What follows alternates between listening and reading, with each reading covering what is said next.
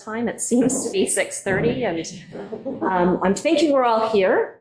So I'm going to start by just acknowledging that the Board of Education acknowledges that we're on the traditional territories of the Comox First Nation, and we are grateful for the opportunity to live on this land and the gift of working with their children. I also want to express personal gratitude for the stewardship over this land of beauty and abundance, and the caretaking in relation to the water and the air that surrounds it as well.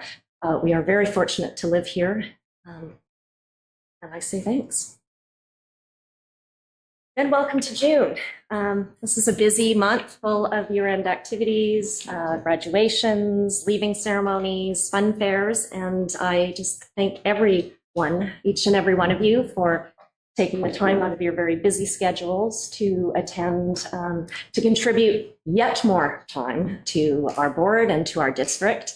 I recognize each face from our many sessions of strategic planning up at Mount Washington. So I know you've already given a lot of yourselves in that regard, in addition to all that you give to the district. So thank you for being here today. I also want to acknowledge and honor the fact that June is Pride Month, celebration and commemoration of our LGBTQ plus community. And it began after the Stonewall riots in 1969. And our Comox Valley schools are proudly displaying pride flags, as is our Board of Education. And I also want to acknowledge and honor that June is also National Indigenous Peoples Month, which is an opportunity to recognize and celebrate the rich history and diversity of culture, language, traditions, and resilience, of course, of our country's First Nations, Inuit and Métis people. And June 21st is the National Indigenous Peoples Day, which is a focal point for these celebrations and also recognition of the summer solstice. So turning to our agenda, we'll call the meeting to order. It's now just after 6:30, and I will move to adoption of the agenda. Trustee Sack and Trustee Waite seconding. All in favor? Great. Wonderful. Well, moving on to the showcase of our meeting today, our presentation of our draft strategic plan. We have more presenters than we're used to seeing, which is really very exciting. And Dr. Moreau, would you care to take the lead? Yeah, no, thank you so much. Well, first of all, I just want to echo Trustee Oldinger's gratitude for you folks being here tonight, especially after spending 4 full days of hard work on the mountain to move forward and help shape the writing of the strategic plan and really capturing the community voice that we looked at together.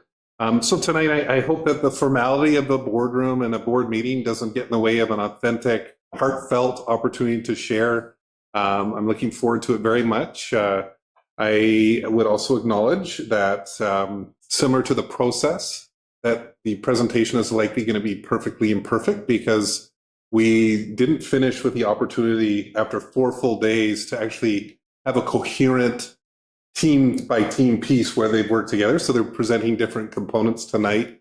And so I'm looking forward to how that all shapes out. But knowing that as you share outcomes and process the way that you were on the mountain, that it will be a wonderful, wonderful evening to learn. I'm also grateful that tonight we're joined by our amazing facilitator, Lisa Bernodis McCullough, who is with us, I think, or we can't see her, but can she see all of us, Josh? Well, that's lucky her, for sure. And so literally, I guess all we'll be able to do is welcome her voice into the room. But we did want to have the opportunity for Lisa just to share a little bit of how we started each of our days with some of those slides that guided that work. So really grateful that we have Lisa with us tonight. So over to you, Lisa. Yes.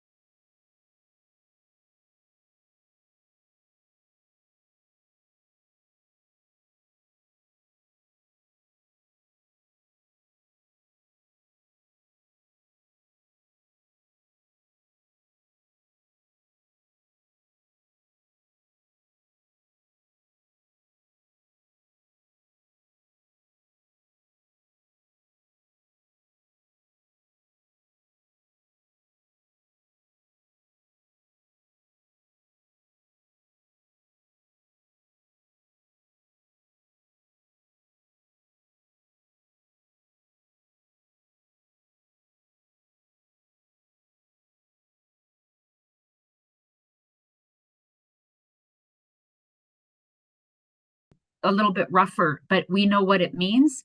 And the point is that it's your plan, you wrote it.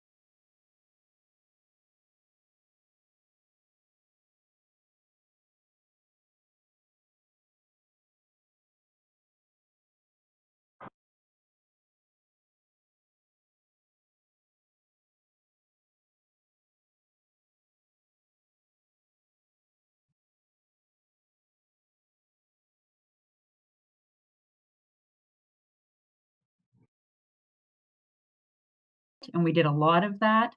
And then we get right down to calibrating it. And that's where we're really wordsmithing and sanding off the edges and getting down to a real plan. And then on the next slide, we just wanted to remind you of the days that the team spent, and it again, really hard work. I can't see the slide, but that's okay. These are the days that we spent working together. There was a day spent on first looking at the evidence, because the board had, as we all know in this room, established that core competencies would be our student learning focus. With that in mind, our job was to decide what evidence would be able to be used to guide our work. And what we did is just use the evidence we currently have. We also had a conversation about what evidence might be missing and where we can go. And then, of course, there was a day on the action plan, and that ended up being more like a day and a half plus to write the action plan. We had another day on professional learning, where we had the privilege of being able to sit outside a circle or outside a panel and listen to your employees talk about what they need and what they hope that they can get to this place they're excited to be going. And then obviously we are here presenting to you this evening in the hope that at your next formal meeting, you will pass a motion to support the strategic plan, or let us know what it is we need to change if you need some adjustments. And finally, I think I have to just make sure that we understand there were no real rules in the room. We were committed to being open and authentic. You have a leader in Jeremy who is really hoping to walk the talk of a new way of being, a very collaborative, very authentic, very purposeful type of leadership to match what he and you are asking the staff to do in our classrooms and in our different learning environments. And with that in mind, we just had to kind of say, well, what will the guidelines be? How will we know if we're stepping outside of that, which we ought to be focusing on? And so we committed to aligning to the provincial framework for student success. We also chose Tony Wagner, his work from the Harvard Reform Group. I'm a big Tony Wagner fan. I've had the privilege of working directly with the Harvard Reform Group. And what I would say to this research is that it took place in thousands of classrooms with thousands of educators, centered in the States for sure, but all over the world. And their view is that the three things they found that would block public education from advancing were isolation, compliance, and reaction, and that our system had been built on that backbone. And so unless and until we move to a place of collaboration, engagement, and purpose, we wouldn't be able to shift a public education system. So we used those three tenets in the room to say, that's the direction we have to be heading in. If your table gets stuck, nudge each other over there. That's where we need to be heading.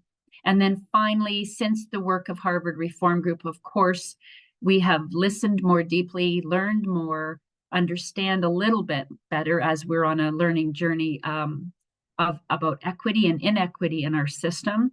And so we grabbed your value of equity that the board wrote prior to us going into the writing team plan to anchor us in truth and reconciliation and leading with diversity as a strength and inclusion as a right.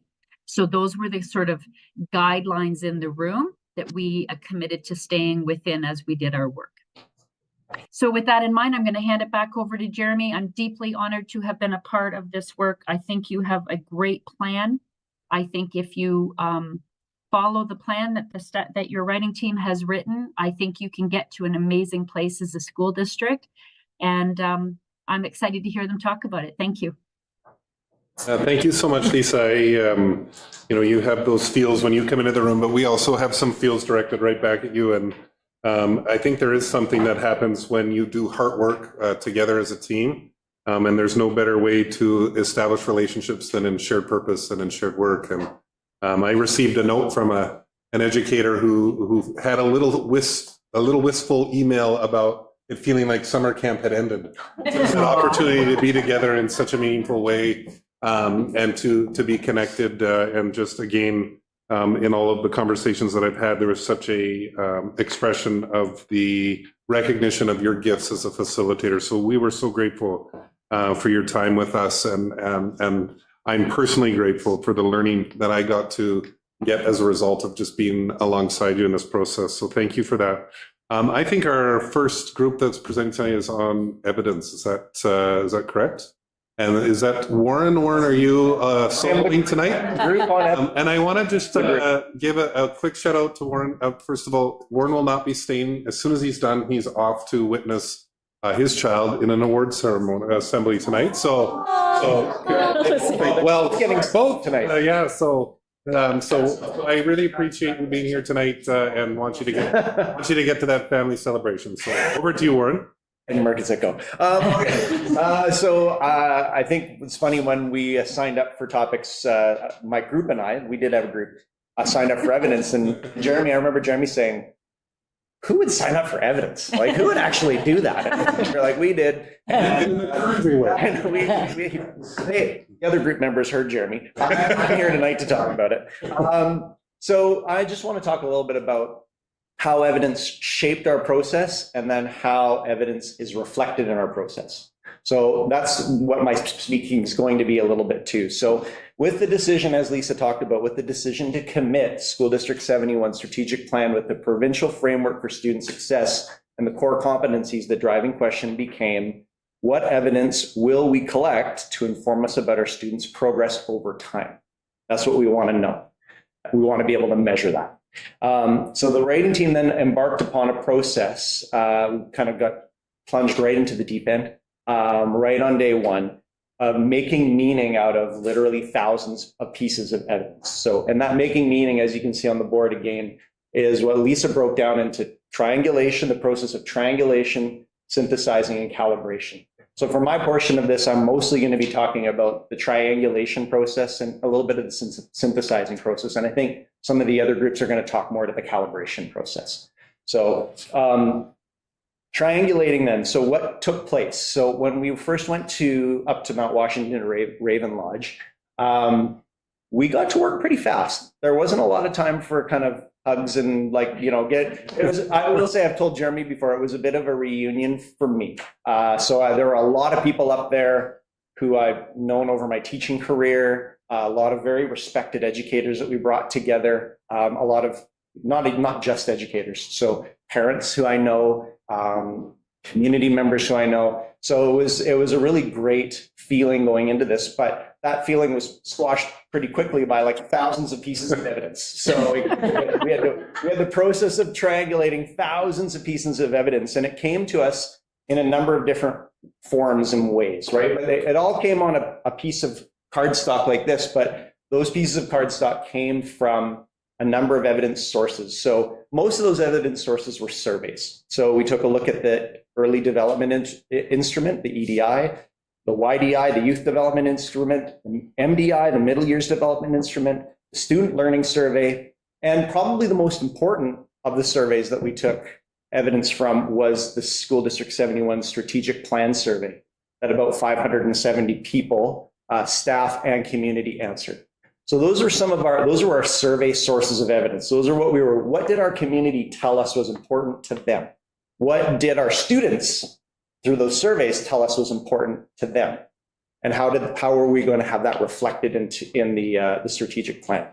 There's also some assessment material was used too, but again, it was mostly survey. So we used some information from the Foundation Skills Assessment, the FSA, right? So I want to give credit, I think, to Heidi and to Craig who made those strips. Well, because Heidi's going to take maybe Heidi's going to take all that credit. There was like a stack. So every single kind of response from one of those surveys or from the FSA were cut into strips, and then we had the process then over the next couple of days to go through those and to make very important decisions. Were those questions and were those responses, and was that data that our community gave us, were those things that could measure our students' progress in terms of core competency development or not? And so the groups were almost involved in this kind of healthy debate, but it was also a very rigorous, healthy debate.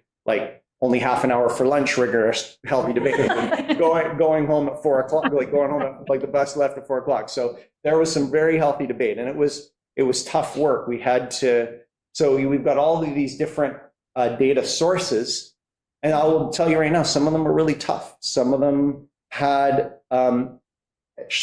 feedback on them that was very tough for us as a group to go through, right? Some of them had examples of racism that our groups had to deal with firsthand because the conscious decision was made to not hide anything from our group during this process. We dealt with everything, right?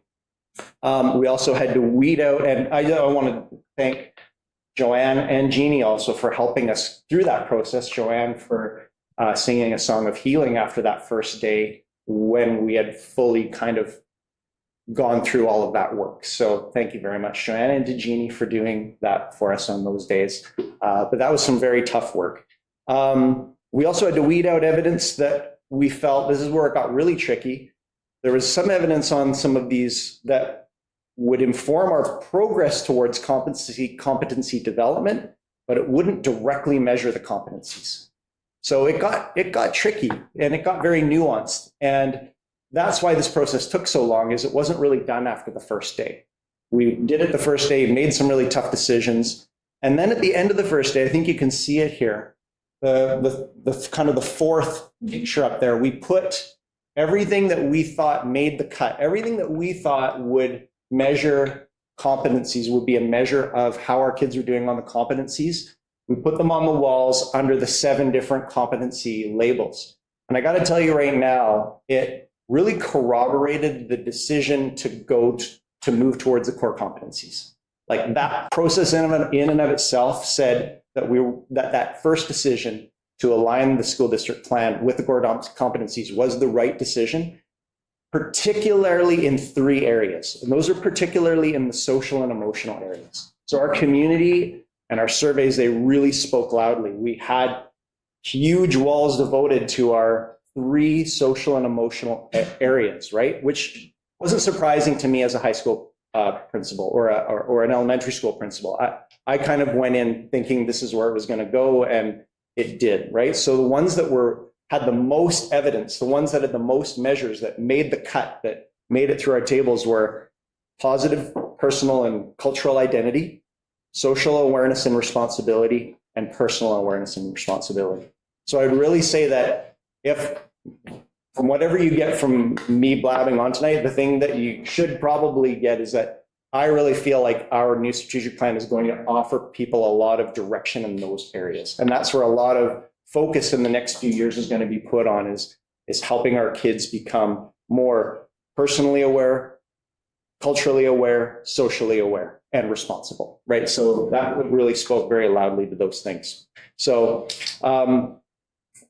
after that first day, then we started synthesizing. So it meant going back, iterating, making sure there weren't any redundancies in it. And I will cut to the chase. By the time that we were done that, and I think some of the other groups are going to talk about some of that, more of that polishing up, what we were left with at the end was, Craig's next slide here, was the evidence of the competency development. So as you can see, each competency, from critical and reflective thinking to creative thinking to collaborating to communicating to the ones that I just talked about. And that's actually only a small section of them for personal and social. That list really dwarfs the other 2 lists. Yeah.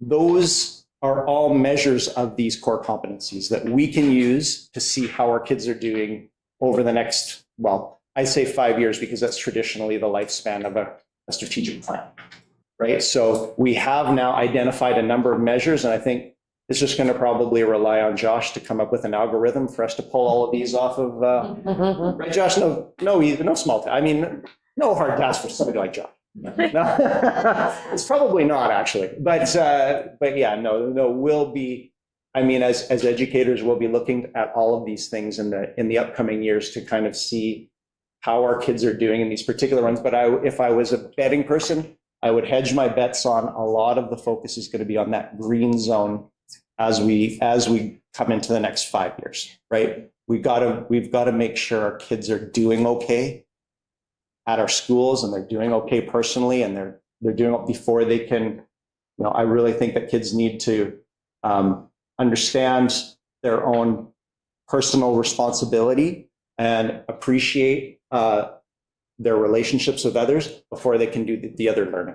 So I think that's the direction that this strategic plan is moving in. And that's what I have for evidence. Does anybody have any questions for me or us, my group? I would just add something Sure. for the evidence piece. And first of all, thank you, Warren. I understand why you would want to present on evidence. Pretty awesome. But I just would say that there was also a commitment made by me to have a ongoing conversation, continued conversation with the committee around adding to this piece. These are very specific measures of assessment. We also did some work where we collectively brainstormed other ways in which we can measure competency, whether that is through triangulation with report card data, observations of self-assessments. There's a whole list of other things that will be what will be there. And so I would just say likely that when the final strategic plan is provided to the board, there will be a conversation about assessment, but we will not be necessarily having this as the forward-facing piece. This would be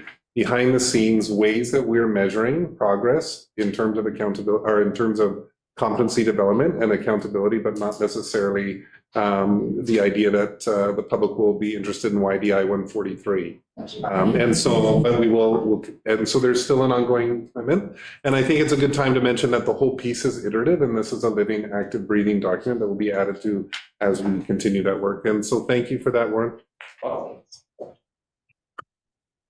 Is that okay? Questions? Ask a from quick the board? question? Yes, go ahead. Incredible work. My only question is, because I'm not sure, what years, I don't know, is the student learning survey done? Is that particular grades? I wasn't sure. Yeah, grades 4 and 7. Oh, okay. Yeah. Or 7, 10, 12. Okay, 7, 10, 12. thanks. I was just curious. That was very helpful. Thank you. Like looking at it, I was thinking, whoa, and put it all together. Wonderful. Enjoy. The awards. Okay. Thank you, Warren. Thank you, Congratulations to you on your accomplishments. Thanks a lot. So the next group, this is a group presentation, not just one. So we have Jeannie, Joanne, and Lynn, who will be talking about really the heart of the plan, which is the action plan component, the design principles that have come through this process. So over to you three. Thank you. I appreciate that we can sit down to do this. It just feels nice to be able to sit. So thank you for that. So just before we begin, we met a couple times before this evening. And a lot of the conversations that were happening when we were up in the mountain, there were just so many beautiful things being said. But consistently, we kept hearing and hearing from all the other Neenuksla that were there and the other people in conversations around weaving throughout. There was a request to have a weaving throughout the document of Indigenous ways of knowing and being. So what we wanted to just role model to you tonight is just an example of that. It's a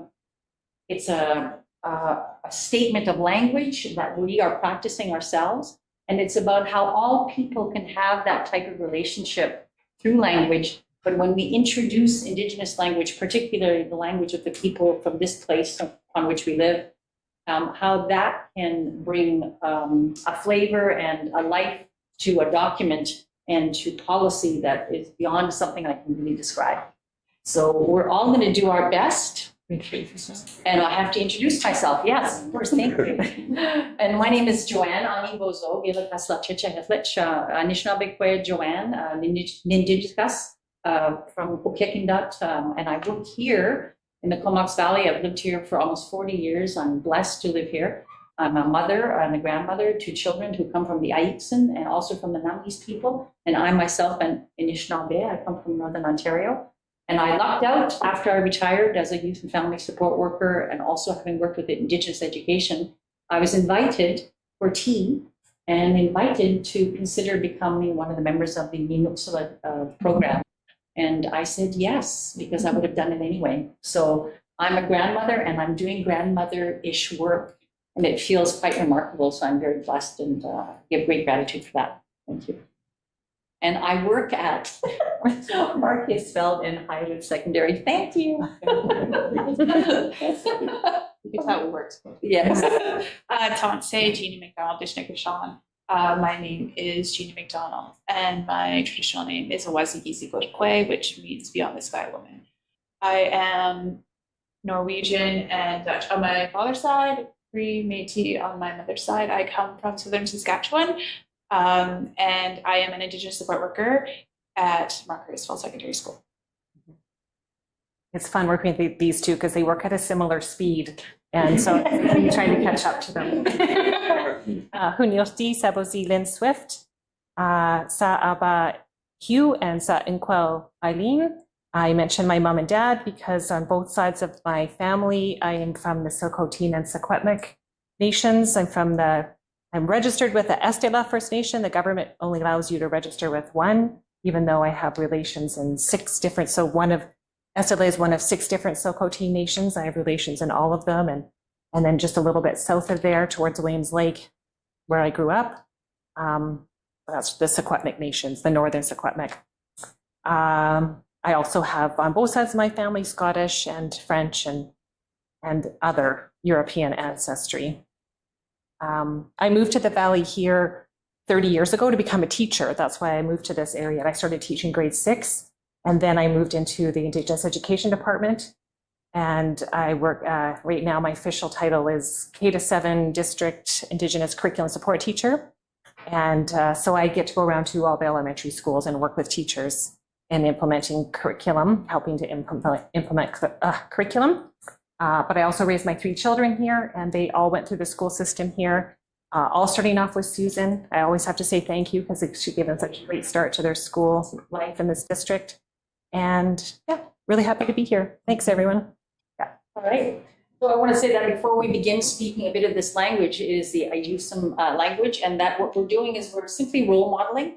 I've consulted with people in our district, and we just want to introduce this as an example of what's possible, and for sure, when things move forward, the conversation relationship with the Comox First Nation, the Comox Band, that's an integral part to this. But we wanted to just give you that flavor and role model the value and the strength of language. So we're going to step in. So Should we say what language it is? we did. Oh, you did? Oh, sorry, I missed it. I missed it. So this is me in my learning stage of this saying these words. So this is what I know today. Tokonikwa, to know something. We respect each other and all living things. We take only what we need. We give thanks and we acknowledge those who behave accordingly. Respect for all life.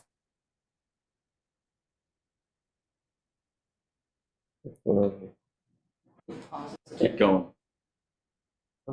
Good, man. All right. Yeah, thank you. Okay, Namshite Getch. The way it used to be done, reciprocity is an essential practice for interactions with one another, the natural and the spiritual world. We are guided to continually offer gratitude for all the gifts that we receive. Reciprocity.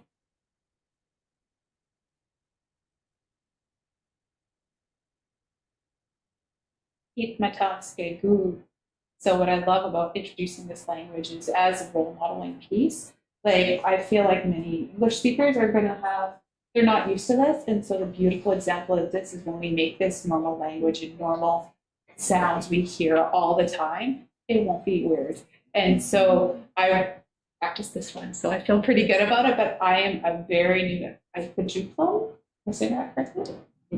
I do some learner. So I just do my best. And actually the kids are my greatest teachers, the ones that are already practicing the language. So we are taking care of our land, our traditional land, and foods feed all aspects of our being, our mind, emotions, soul, and body, and grounds us into our ancestral homelands. We are the land is us, place. Hikmata Skagu.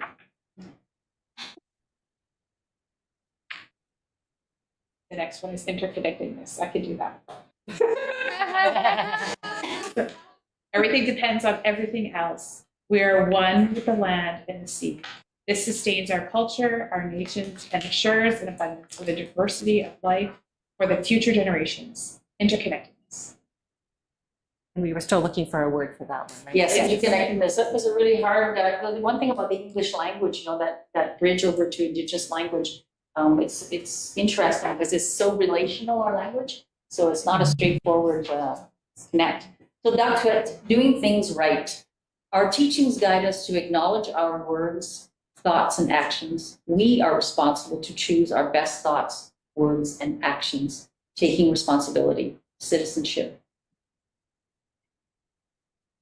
So, let's wait for it to pause. So if we create inclusive, holistic, and personalized learning environments through holistic, many Indigenous scholars have opted to use the term holistic when discussing Indigenous ways of knowing, understanding, being, and doing.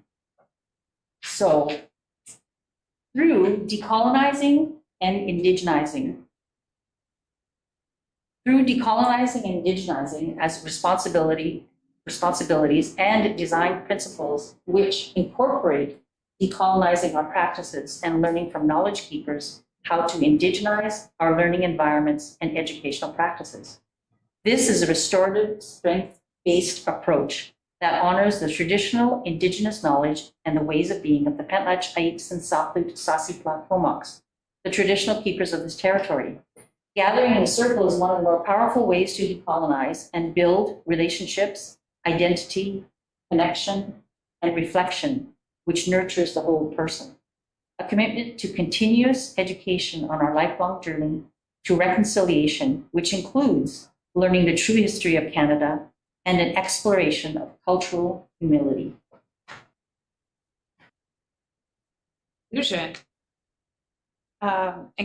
as a universal design principle, which honors diverse learning needs and respects and protects the dignity and unique gifts of every child. Each student is seen, heard, and valued to drive the creation of compassionate learning environments, incorporating a strong sense of being, positive mental health, and deep, meaningful learning for all. Social, emotionally safe spaces ensure the right tools, resources, spaces, and access points are available in the learning environment. I know we're ripping through this pretty quick. So we have questions after. Yeah? Personalized learning as a design principle that fosters student agency. It encourages creativity and inquiry by providing individual student choice, voice, relevancy, and engagement. Through intentional continuous feedback and reflection, personalized learning encourages progress along each student's unique learning journey.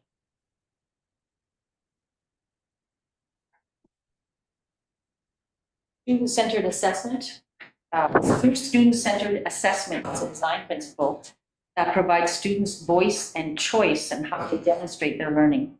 It is a continuous process that prioritizes formative, peer, and self-assessment, as well as goal setting, co-creating criteria, and descriptive feedback. Experiential learning is my favorite. Experiential learning as a design principle that involves collaboration, communication, reflection, holistic learning, and a focus on hands-on, real-world, authentic learning with purpose. Experiential learning engages learners in inquiry, play, and creativity, connecting them with their gifts, strengths, and interests. It creates space and time for learners to be in relationship with the community, the land, and natural environment. Experiential learning is inclusive of diverse perspectives and is interconnected in an Indigenous worldview and incorporates the First Peoples principles of learning.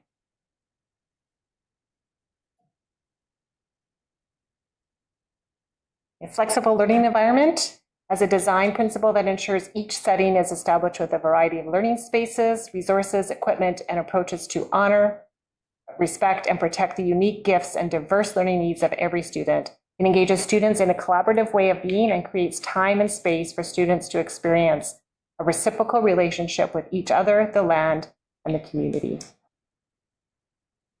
And this one, we almost left out.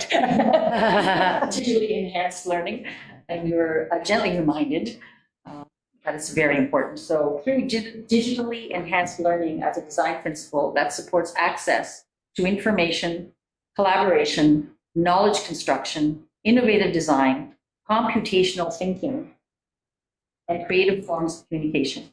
It helps prepare learners to thrive in the evolving technological landscape. It provides digital tools which amplifies student engagement and makes deeper learning an accessible and learner-centered process. Well, I like this one too. Keith Matamskegu. Oh, that's try my best. We are taking care of our land. So our idea here was that with the collaboration with Comox First Nation, we could find a word that would represent the words nature-based learning. But of course, as Jeremy and everyone has said, this is a living working document. So for now, I think it's nature-based learning, but I'm excited to see where that would move forward. So you can go ahead, Craig. Nature-based learning as a design principle that honors a way of being that situates us on the land of the Petlatch, Aixen, Sathlut, Sisitla, Comox, the traditional keepers of this territory. Nature-based learning embraces our connection to the land, place, and interconnectedness to all life. It engages students in a respectful and reciprocal relationship between human beings and the natural living world. The relationship nurtures the well-being, identity, and strengths of each individual in our learning community to become caretakers, stewards for future generations. You have to say that. No. You can read that. Then we believe we will enhance each student's development of core competencies over time.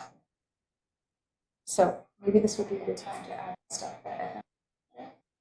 One of the Nindusula in our group, Edna Leesk, was very clear on the importance of continuing to have in each and every area of the entire document the repetitive, important message of the connection to place, the traditional Indigenous knowledge, ways of being of the people of this place as it relates to the example we're using nature-based learning. That nature, the word nature for Edna is it takes it away from us instead of it being a part of us. So that language piece, there's a big request for really looking at our language. And I believe that with the use of the Indigenous language, our local Indigenous language of Ajayasum, like all of our Indigenous languages, it creates a connection that goes beyond the word nature. So when we look at some of these, we are taking care of our land.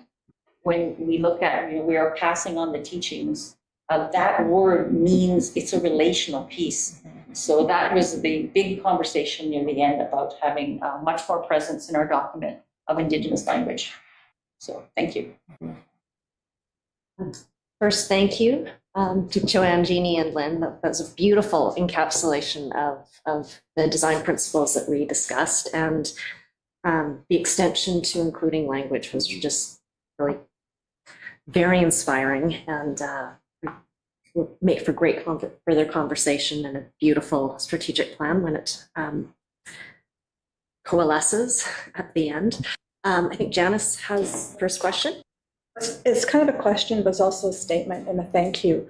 I had the honor and the privilege of being one of the trustees participating in this 4-day workshop. And every morning we started with a circle.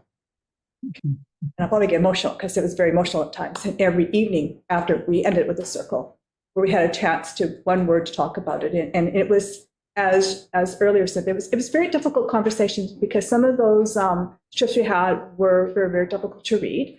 The racism, the inequities, the struggles that many of our students, our family face in this district is real.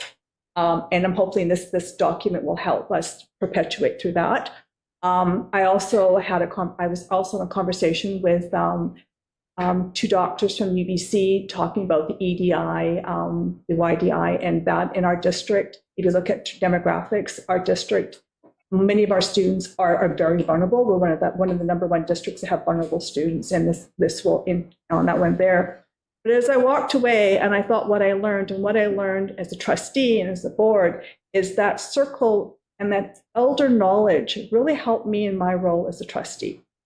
And as I look at this plan, and I've spoken to our superintendent, having an elder work with us as a board, as our journey, and having that person guide us with the language, with the practice and the process is something that we talked about, but we never really identified. But I think based on what you spoke today in the language is something that I hope as a district, we move forward to that and have that inclusive in that one there.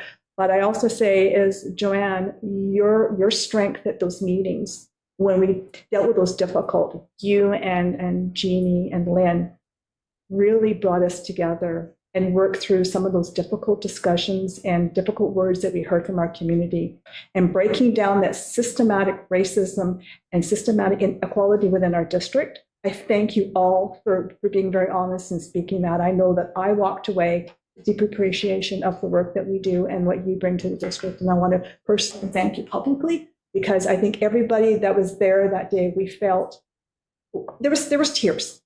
And it was a really deep breath to realize that our students struggle. We really need to work forward because many of our students need that extra support. So thank you all, and for your work and your wisdom and your voices. And I hope we continue to work with you. Thank you.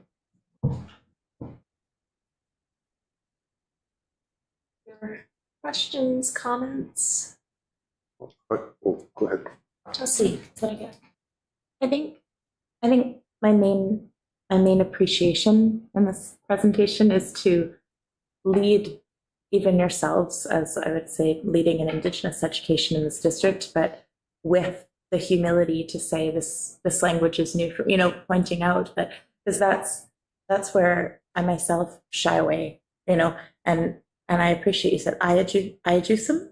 Is that, yeah? Okay. And so I wrote it out phonetically. So just appreciating that in your first design principle, decolonizing and indigenizing, you finish by saying having cultural humility.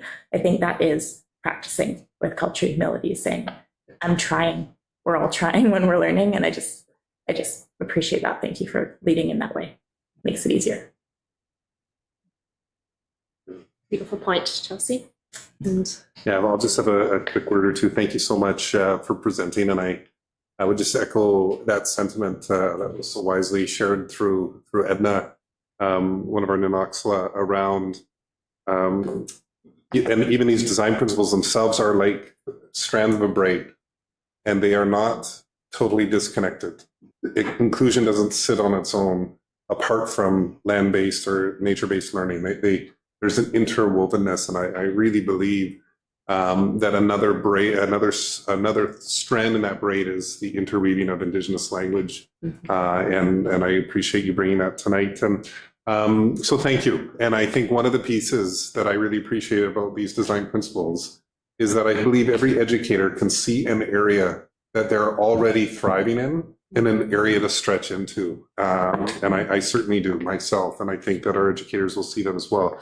With that in mind, the stretching, the part of the responsibility is, as we look towards these design principles to improve outcomes in our system, is the responsibility for us to look at how do we support the professional learning necessary for educators to be able to thrive in those spaces. And so the next part of our presentation is to introduce the professional learning plan. And I just before you go, just 1 second, but just look at the group. I just want to note that this is also the emotionality of the experience, is that tonight we have support staff, like the group that just presented, a support staff, teacher, and an elder.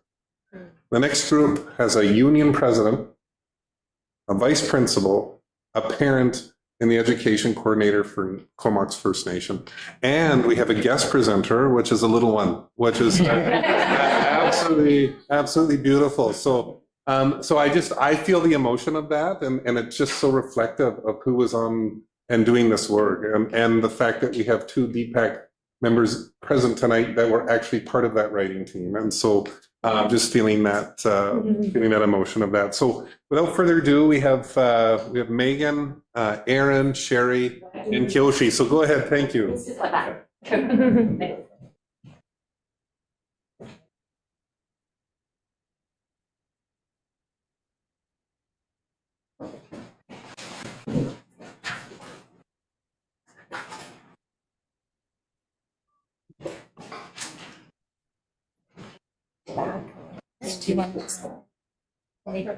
Do you want me to move the slides, or would you?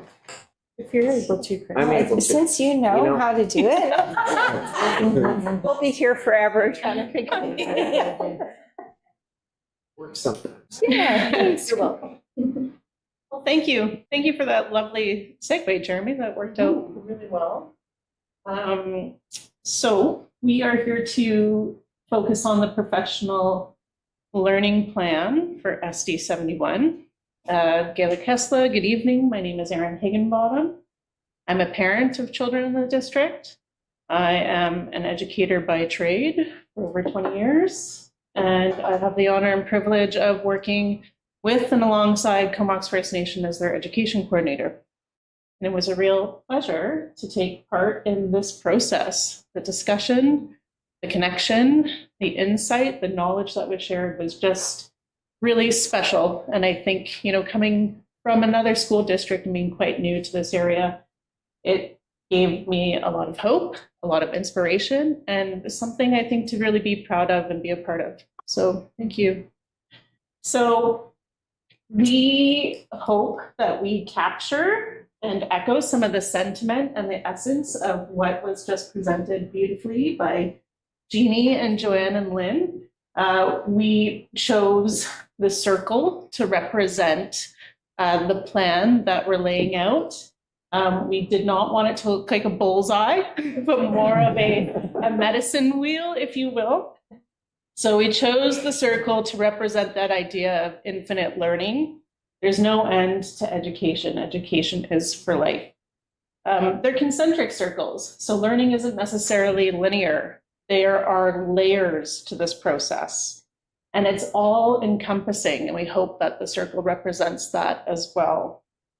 As I said, we wanted it to reflect the medicine wheel. That was an idea Megan had, which was wonderful. And it symbolizes, of course, the Indigenous worldviews, how we grow, how we evolve, how we work together. how all things are connected, and how we work together to serve the child holistically. And I think that aligns and solidifies the need to move towards core competencies as a form of our assessment. So, next slide. Thanks. So we need to really start with a district-wide framework. We want it to be framed within the Indigenous lens, a holistic lens, a decolonized lens. And we want it to be shaped by First Peoples principles of learning as well. So perhaps, and this is just a suggestion, using an appreciative inquiry approach to creating a common vision, common language, shared goals and objectives to establish an action plan for professional learning. And you may need to form a bit of a subcommittee to do this where all people are represented, all voices are heard. But it allows for, this journey to start on a really positive note, having something that, as you were just saying, Jeremy, professional educators, support workers, parents, leaders, they can already identify maybe what they're doing well and thriving in. And so using that appreciative inquiry model will help them to celebrate what's going well first. And then they can get to that dreaming and design and that action plan piece of it. The foundational framework will define quality instruction and outline standards of excellence. It'll create consistency, and hopefully it'll help to really root and establish the strategic plan. It'll provide leadership, teachers, education workers, and parents with the flexibility and support that they need to pursue meaningful and valuable learning experiences, which they can in turn model for the learners in their care. And of course, align with the values and objectives of the strategic plan. Quality professional development includes time. This was a big one. More time to plan, process, and collaborate. Separating time for in-service for required skills versus professional development. Funds to support enhanced learning, to incentivize educators who may have something to share and offer their colleagues, and to, of course, cover the cost of teachers on call. Professional development includes choice and flexibility, learning from specialists, knowledge keepers, learning for all. And by that, I mean the 4 quadrants we saw that the rest of the group will speak to shortly, but leadership, parents, teachers, and support workers, and sharing out and collaboration. Okay, that's me. I'm Sherry Dittrick, and I'm the vice principal of Brooklyn Elementary. I've been here forever. I started teaching there just after Lynn, I think. Last count, 15 schools. That's how many different places I've been to. Taught 2 to 9, middle school and everything, and have loved every minute of it. And I'm so happy that you chose the core competencies. I must tell you, from the leadership point of view, we know our students are inheriting a new world. It's not the world that I taught in 10 years ago. It's not the world I went to school in. It's not the world any of us probably experienced in education. And we need to be aware of that and to do them the due justice that they're going to need in the future. We have to go this way. And so to be on the forefront is amazing, and it's great. So I'm really happy about that.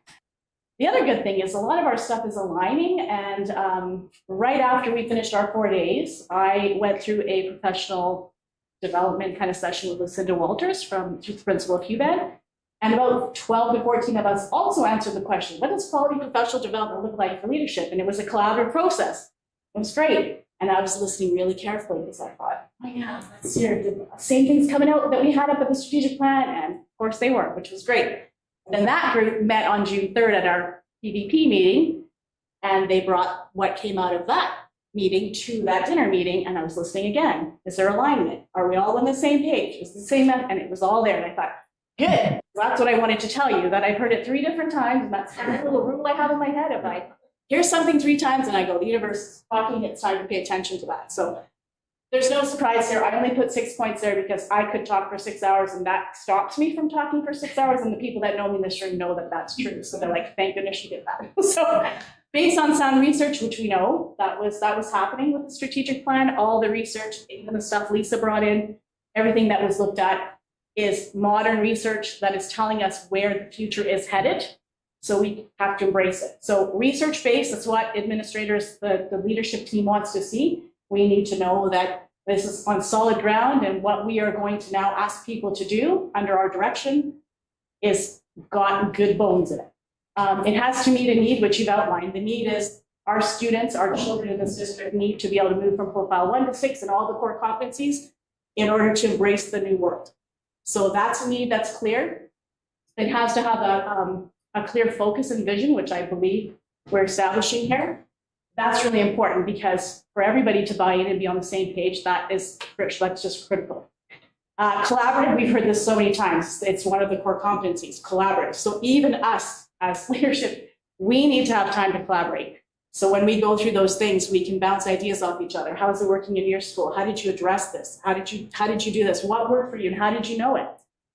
So that same teams approach has to be there for them as well. We need to be able to co-construct with our community a meaningful plan, meaningful so that everybody jumps on board. It's got to be useful right away. It's great to talk in theoreticals, but we need practical on the ground, boots on the ground. I'm a military spouse, you can tell boots on the ground. We need to be able to use it right away. We need to be able to observe it and measure it because we need to report it back to you. We have to report back to senior management who has to report back to you. So we need to be able to do that efficiently, effectively, and we need to be able to not have to reinvent the wheel every day. We need to be able to take it and run with it and hopefully share it with everybody. So not everybody's trying to do a different thing in a different little place.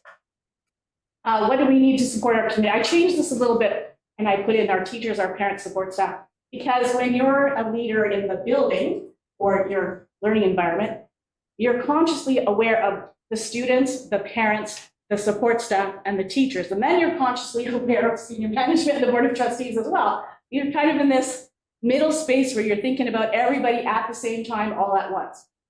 So dedicated time to help staff collaborate. Well, you've heard that. Time. It's our most precious resource, right? You can never get time back.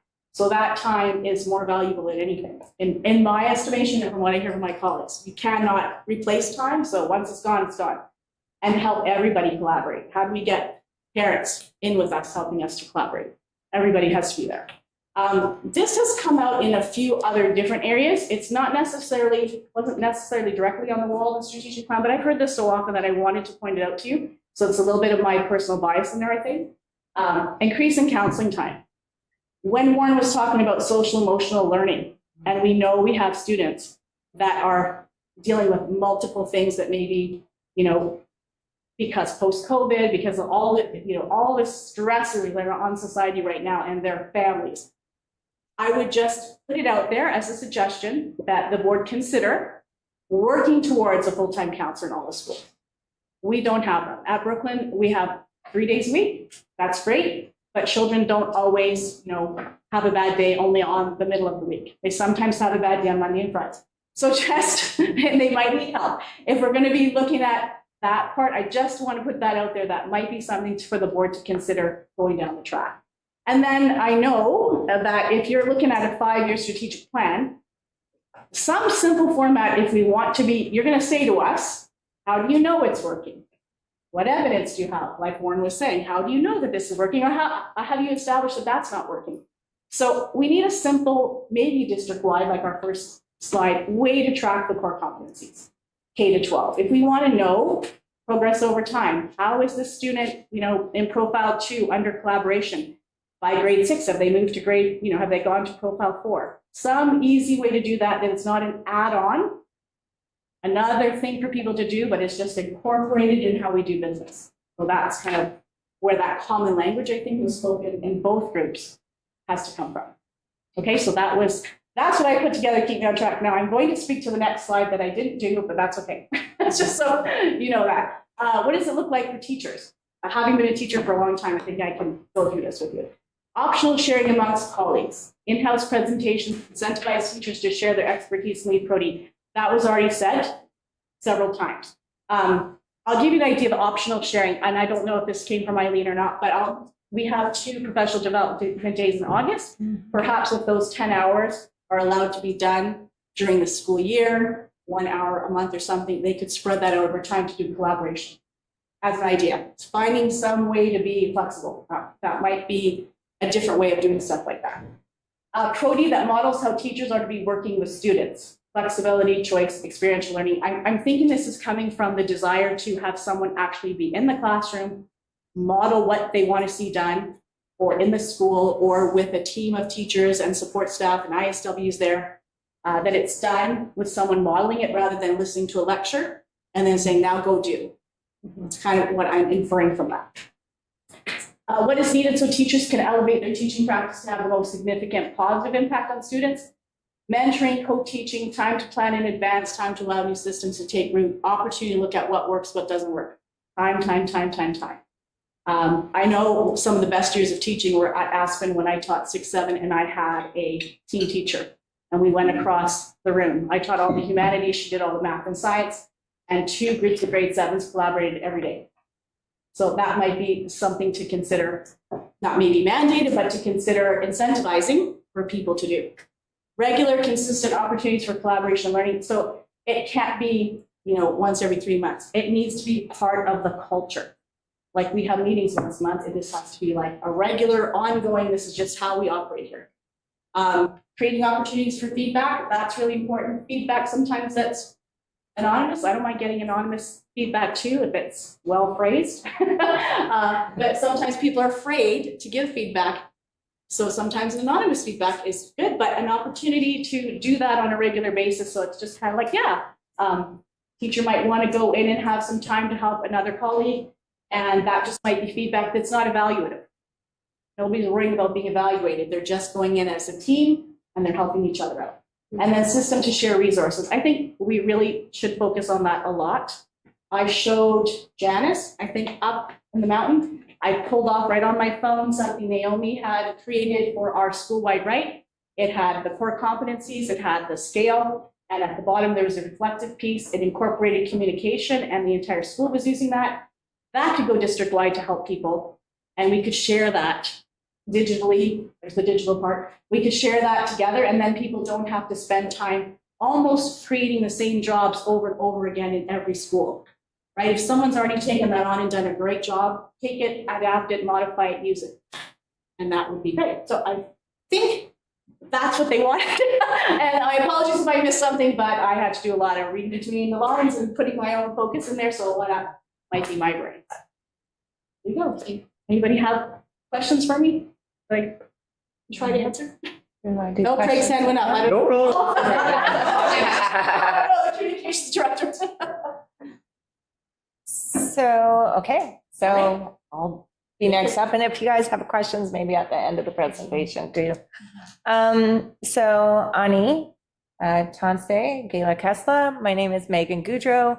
I am a parent to not parent to the IEC, but I'm a parent and I'm part of the IEC. And currently I have 2 children or teenagers. One just did their grad ceremony at Isfeld.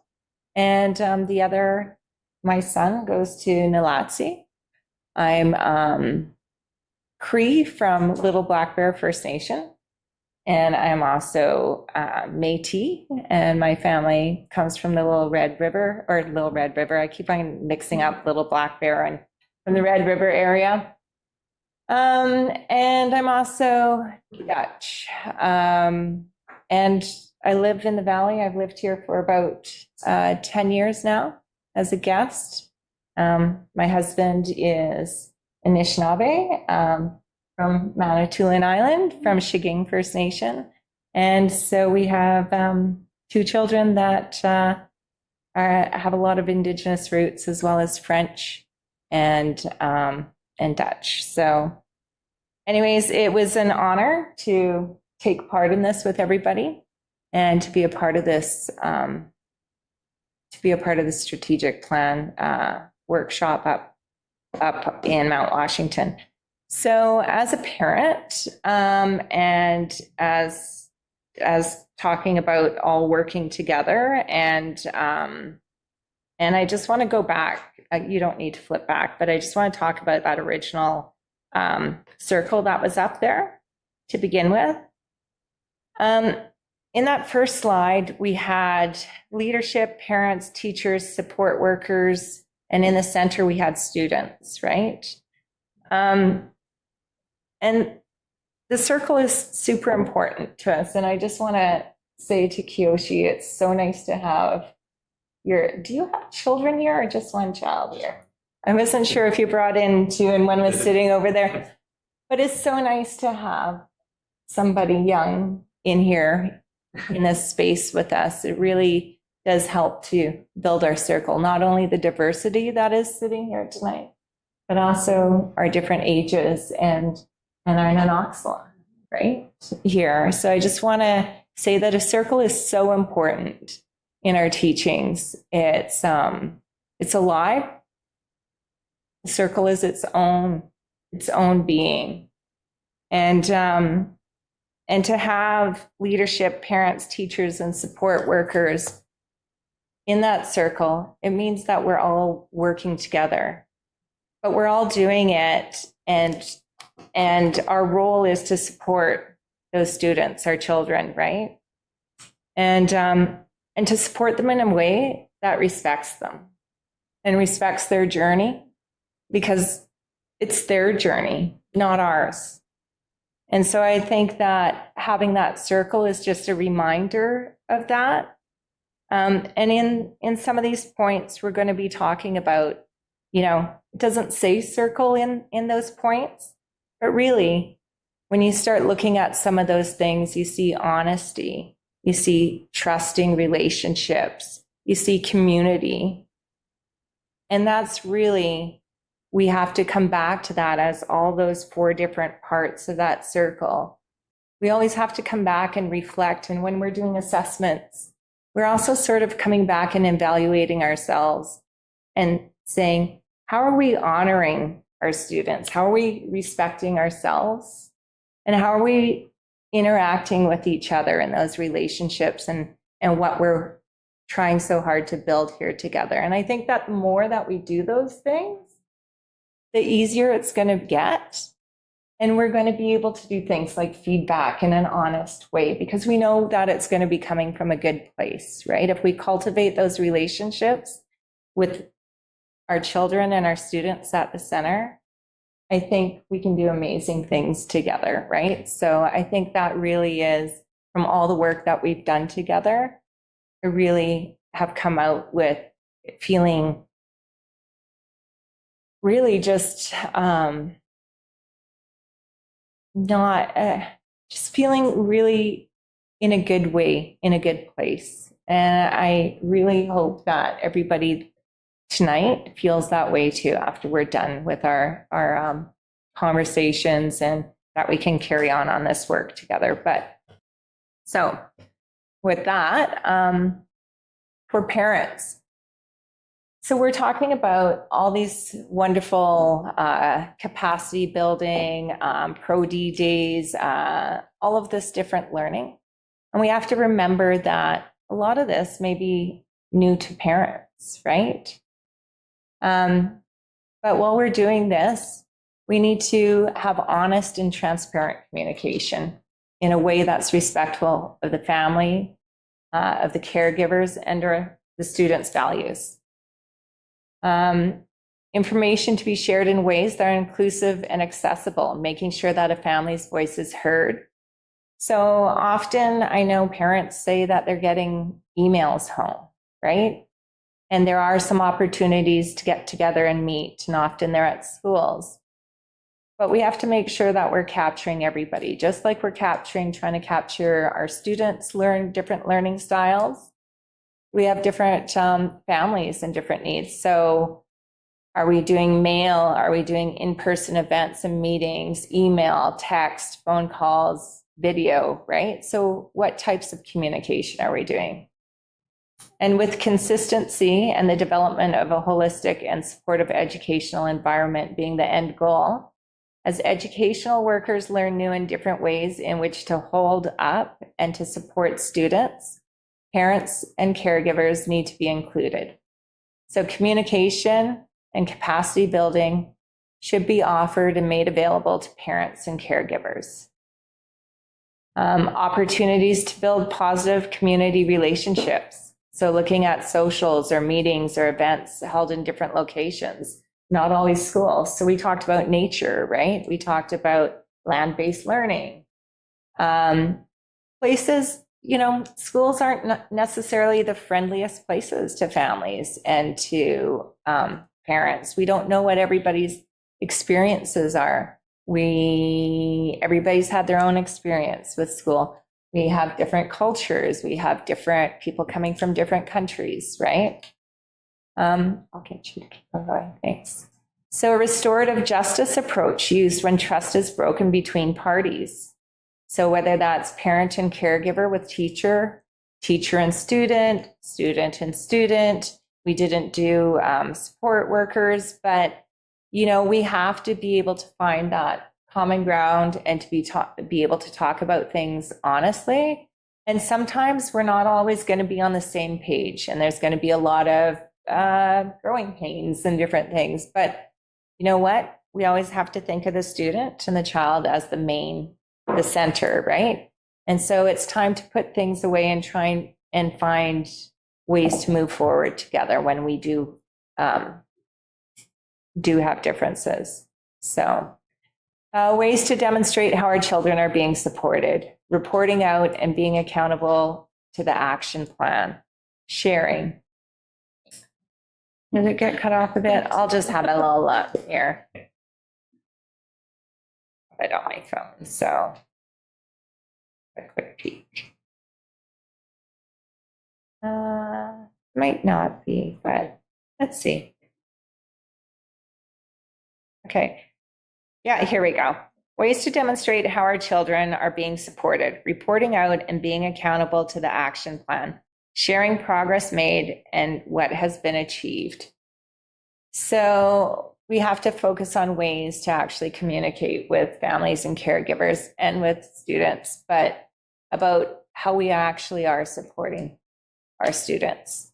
How are we being accountable to the action plan that we've decided to put forward and that we're now following and working on?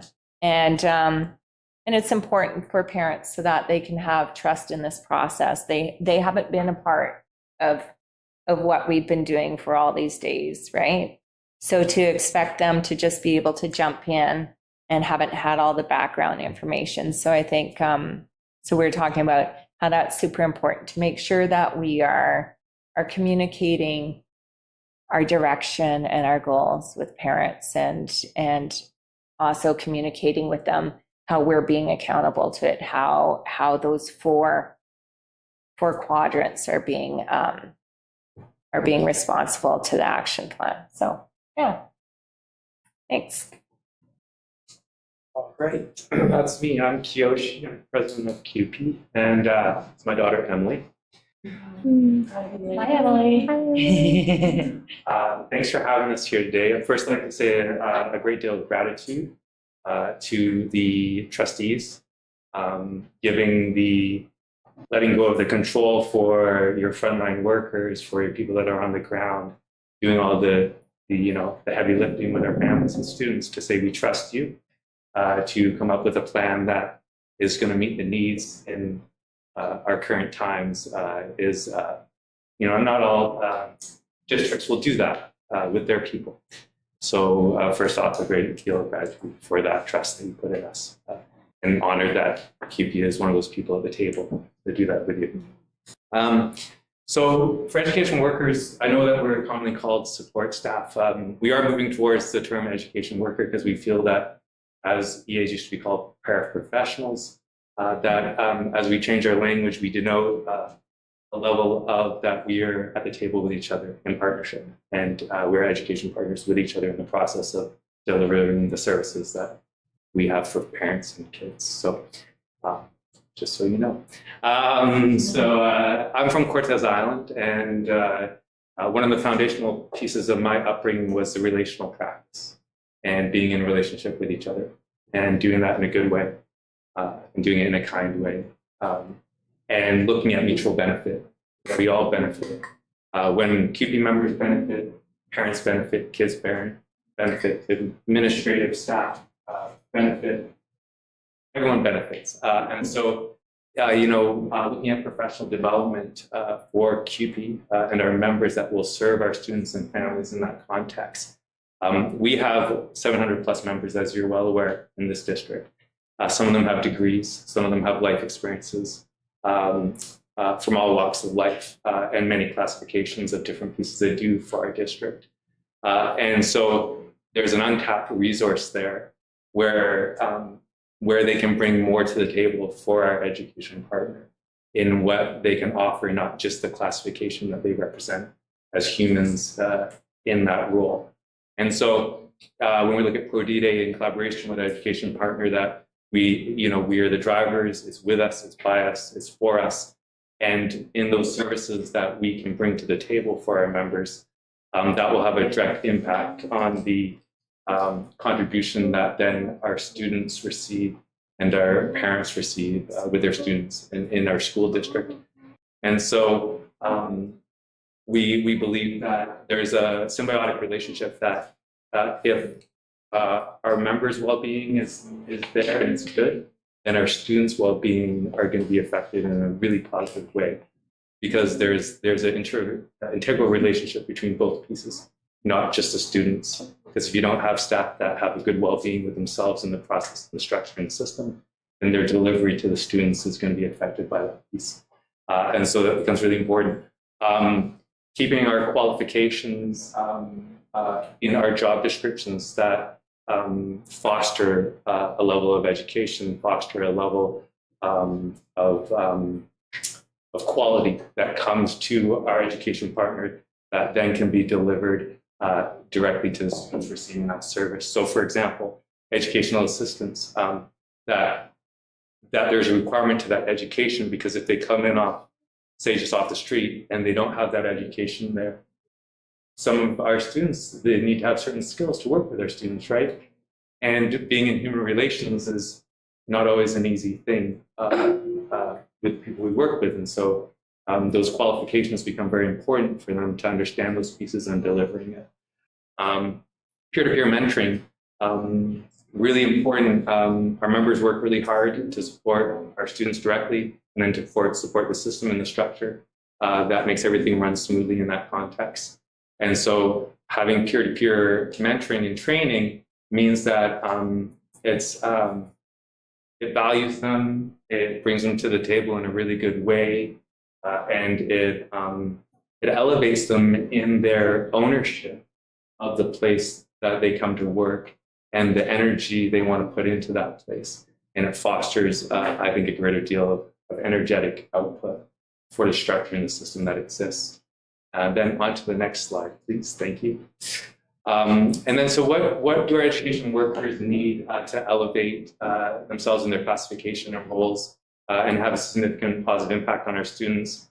As you know, we have custodians, we have program workers, we have EAs, we have Indigenous support workers, we have maintenance, we have a lot of different areas for the entire structure and system that exists with our members delivering that service. And so what has been beautiful to see in this district that I've witnessed in my 8 months of being on the job is there is a distinct change to how we are with each other. And when I speak to that, I mean in a relational practice.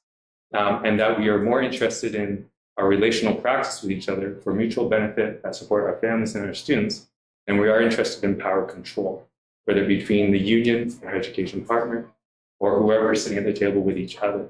And that's a fundamental shift, because I think for many decades across this province, it's more been based in power control and who's going to have it for that day at the table with each other. And we're moving away from it because we understand that the benefits that everyone receives are greatly reduced if that's how we're going to be with each other. And so what we want to echo is the appreciation that there's a shift, a cultural shift to a relational practice with each other in this district. And we want that to keep going, because if we're being relational in every aspect of whether it be the custodian, the clerical staff, the site administrator, the person working at the board office, my relationship with Jeremy or anyone else that I have a relationship in this system, the fostering of that relational practice is where we're going to have great benefits, and where we're going to move to a place where we're not getting pitted against each other. We're working together for a stronger structure and system that supports our students and families. And so that's why I say professional development supports daily, weekly, monthly continuity in the relational practice. And I believe, if I'm correct in my understanding as an ally to Indigenous people, that is one of the tenets of Indigenous ways of knowing and being, is to be a relational practice with each other. And so it's like a spiritual practice. My spiritual practice is that I'm going to treat you kindly.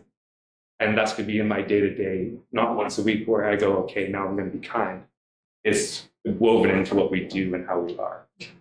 And so with that piece, as well as that the consultation, we are seeing more consultation that will bear fruit for our families and students from our district coming to all the education partners in a way of genuine, true consultation, which is a beautiful thing to see and greatly appreciated. Thank you. So thank you very much. And I guess just to finish up, Come full circle. Here we go. We talked about continuity, right, and consistency.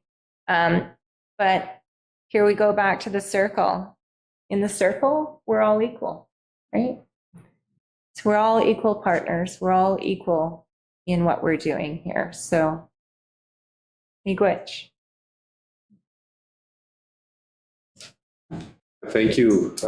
We still have one element of the presentation, which will rest with Craig, but I just want to thank you, particularly you, Emily. It was pretty awesome. I know everybody equal in the circle. I did it best, for sure. So thank you for being here. I also acknowledge that we're likely going to go overtime tonight, and I know that there is one trustee with a fixed exit time that has to happen. So if people do need to exit, we understand that we're going overtime. So don't worry if that is what needs to happen. The last part of the presentation. Can I just quickly also say thank you on behalf of the Board of Education, Megan, Aaron, Kiyoshi, and Sherry, and Emily as well.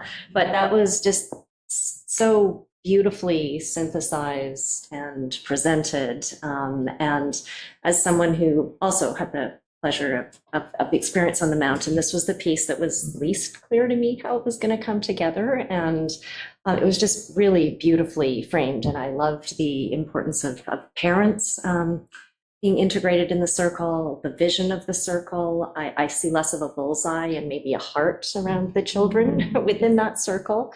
And yeah, the vision of our district grounded in that circle is really beautiful. And thank you very much for your time tonight. And next. Thank you. Thank you for thanking so well. Thank you. No.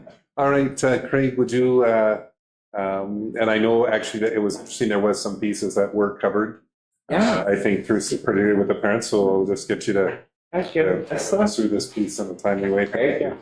It's here to the territories here, the traditional territories, the Comox peoples. It's really an honor to work and play in this area. I've been here 2.5 years, and I'm really really proud of what you guys have put together and what we've put together here as a team. This is my first kind of big strategic planning engagement process, and it's been a learning experience for all of us.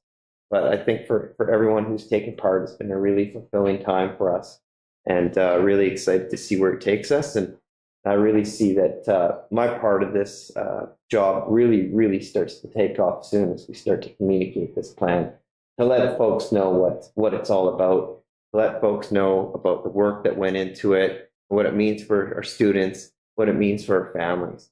So there's all sorts of tools and methods of communication that I can use as a communications person that we use here in the district. You know, more and more our parents are getting their information on social media and through online methods. So we're really focusing a lot on that, using written communication, video communication. We're talking about engaging a video producer we work with on creating some videos. Let's talk a little bit about what's in the plan, what it means to people. Part of that's going to be using some language that's accessible for folks.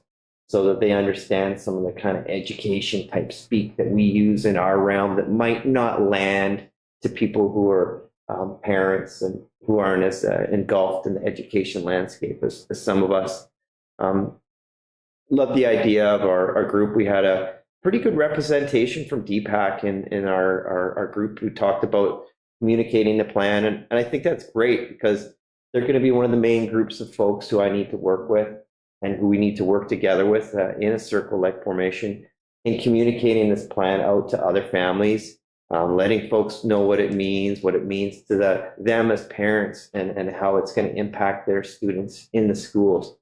We'll be working a lot with our PACs, like to get out into schools as soon as possible to share the news about what we've done and what's in the plan. Obviously, with media, it's a fairly small media landscape here in the Comox Valley, but we'll be leveraging those relationships pretty extensively through kind of paid and non-paid media. I'd like to say that we kind of soft media exposure through news releases, through articles, through editorials that we can get out there into the public realm. Of course, we've got district website, which is probably going to be the host of most of the information once the plan's ready for folks to see. We'll be directing people to our website where they've got information about what's in the plan, some of the evidence that's we've talked about that might not be front and center, that'll be kind of available in the background on that site. Of course, when we send out emails, we've got a large email list. Our staff email list alone is 1,500 people. Our parent email list is over 13,000 people. So we're getting up into thousands and thousands of people when we put out emails. And I noticed some of our social media posts lately, when they get shared and reshared, we're getting upwards of 25,000 eyeballs on some really high traction social media posts. So there's a whole lot of different avenues that we have for kind of spreading the word. But I think it's important we kind of simplify that language about what this means to people. So I'll be working to come up with some common language, some accessible language for folks to take outwards in the community and let people know what they've been up to. There's a few kind of options for people to kind of learn about and for us to kind of tap into with staff meetings, obviously with staff. Want to make sure that our staff are well versed in the plan because they're going to be the ones actually implementing it.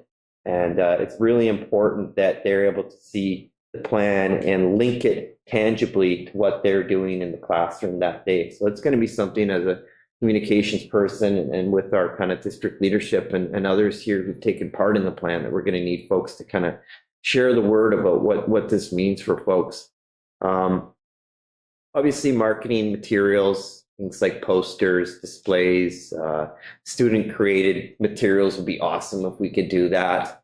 And this summer, we're hoping to get out. I'm hoping to get out into some events, let the general public know about what the plan means. I mean, obviously, a lot of our parents are going to be out there. I think it's hard when we have hey, parents are busy, and to bring them to us, it's hard. So it'd be nice to get out to go to where they are.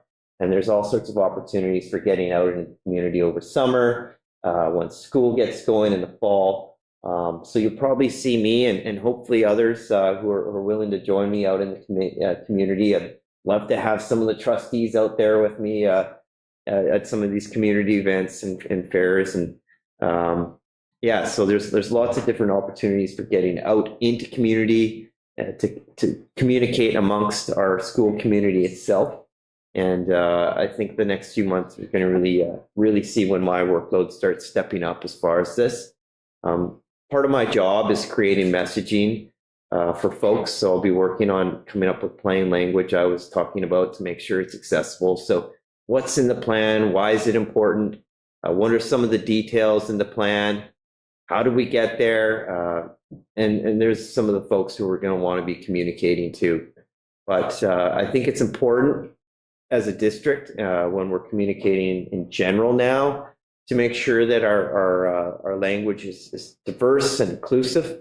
We've got an increasingly diverse student population and parent population in the Valley, and we want to make sure that we're not using kind of a homogenous representation when we're communicating the plan, that it's a variety of voices. So I love, as you guys have said, the group of people here who presented tonight. You're all people who carry the torch with us as we communicate this outward. So it's not a linear communication. It's that circle that we're all together in, and it's taking that plan and sharing it outward. So, and I love how the circle's been coming back each time. It seems like a definite reoccurring theme in our plan here, and it's really been special to be a part of. And I've gotten to know a bunch of you over my time here and working in schools. And I have to say, this district is it's got such a great community of people. It's got such a passionate group of people, and an engaged group of people that we're really lucky to have in our school district. So it's my job to tap into that community of people who really want to learn more and want to share the word. And I'll be working to kind of tell the story of the plan. So I think, as some of you probably heard when I've come in and talked about, what do I do? Well, I'm the storyteller for the district. So I tell the stories that the board has to share, that students have to share, that our amazing staff have to share, and I get them out to the general public and our parents and our students. I notice we've got more and more students who are actually following us on Instagram, so that's kind of cool. And yeah, I really look forward to sharing the story of this plan in the days and weeks ahead. Once we kind of get it formulated and we have more to share outwards as we head into summer here. It's been such a busy time of year.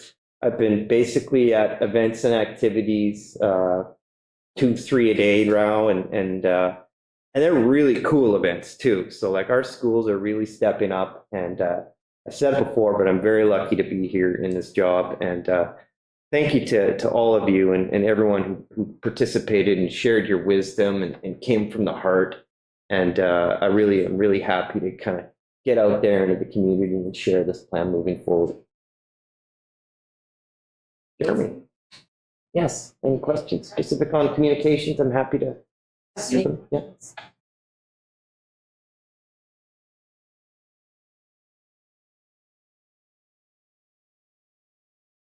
There's a question. Are we going to get copies of all of these amazing presentations that I know everybody put hours and hours into formulating, so that we can kind of review our words that we're needing to work on and everything? I'm happy to share that. We can even put that up on our website on the strategic plan page for folks who weren't able to attend and want to take a look. You can get that would be lovely. Thank you. Can I just add, first of all, I know we've all said it, but just the deep gratitude for you being here after 4 full days, hours to prepare, and to be here on an evening in what we all know is a very busy time of year. So just deep gratitude for that work and your presence here tonight. And what's next? The next piece, this is like in the very beginning, the whole what's next is around alignment. It's around making decisions that align with these priorities. It's around taking specific actions that amplify this work. And so, and I think I would just add that one of the things that we need to really articulate, there's a difference between professional development and professional learning. Professional learning is us saying we will take responsibility to support what is necessary for these outcomes to take place. And so, what's next is every department in our district will be aligned to this strategic plan. What's next is every student success plan at each school will be aligned to the strategic plan. What's next is when we do our budget process next year, it will be aligned, and there will be decisions this year that we can use with this draft, but it will all be aligned to the strategic plan. When we're looking at where we are investing in operations and maintenance, it will be aligned with this strategic plan. So that's what's next. What's next is all the work of the doing. There's a profound amount of work into the creating, and now the exciting piece is actually in the doing. So that's what's next, is the doing, and the doing. And so I would just add that I think I really appreciate, Kyosha, you articulating what was the intentionality of trustees to give the opportunity to transform the way we've always done things as a real symbol of how things are going to be as we move forward. And I would just caution us, I know the risk is that if that opportunity has been given and then specific action isn't taken, how devastating it would be. And so I know that we all know that, but I just want to be publicly accountable for the commitment to align and to ensure that that work is honored and held up by the work and decisions that we make as we move forward. So thank you, and wow, thank you. Well done. Appreciate your time so much. Thank you guys so much.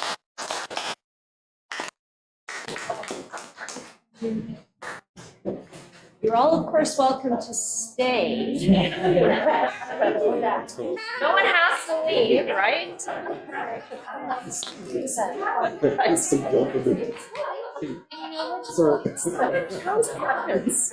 Thank you guys. You used to stay. Come to the board meetings and stay till the end. Yep. See.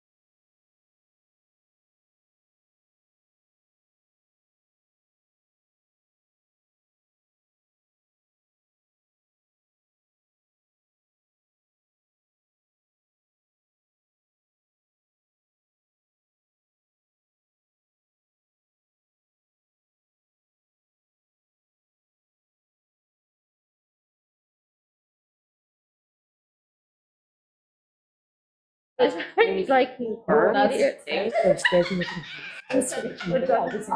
then I get it.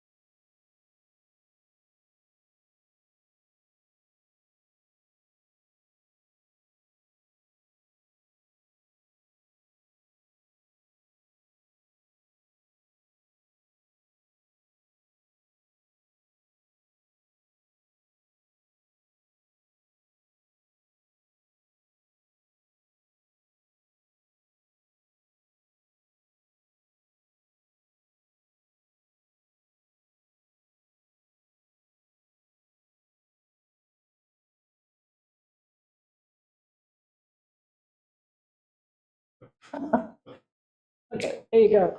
All right, we're live. Thank you for everyone who stayed. We are going to turn now to item E on our agenda. Information about the 2024-25 preliminary budget. And I'm going to hand that task over to our Secretary Treasurer. And this evening, we have with us Jennifer Nelson, our Assistant Secretary Treasurer, and Candace Hilton, our Director of Finance. And I believe, Jennifer, you're going to go through the presentation, and I'm going to hand it off to you. Thank you. Yes, I'll go through the presentation, however, acknowledging Candace really did most of the work behind the scenes to gather all the numbers. So thank you, Candace. So here we are. We have just noting we did bring forward the preliminary 2024-25 operating budget and presented a full report to you on May 14th.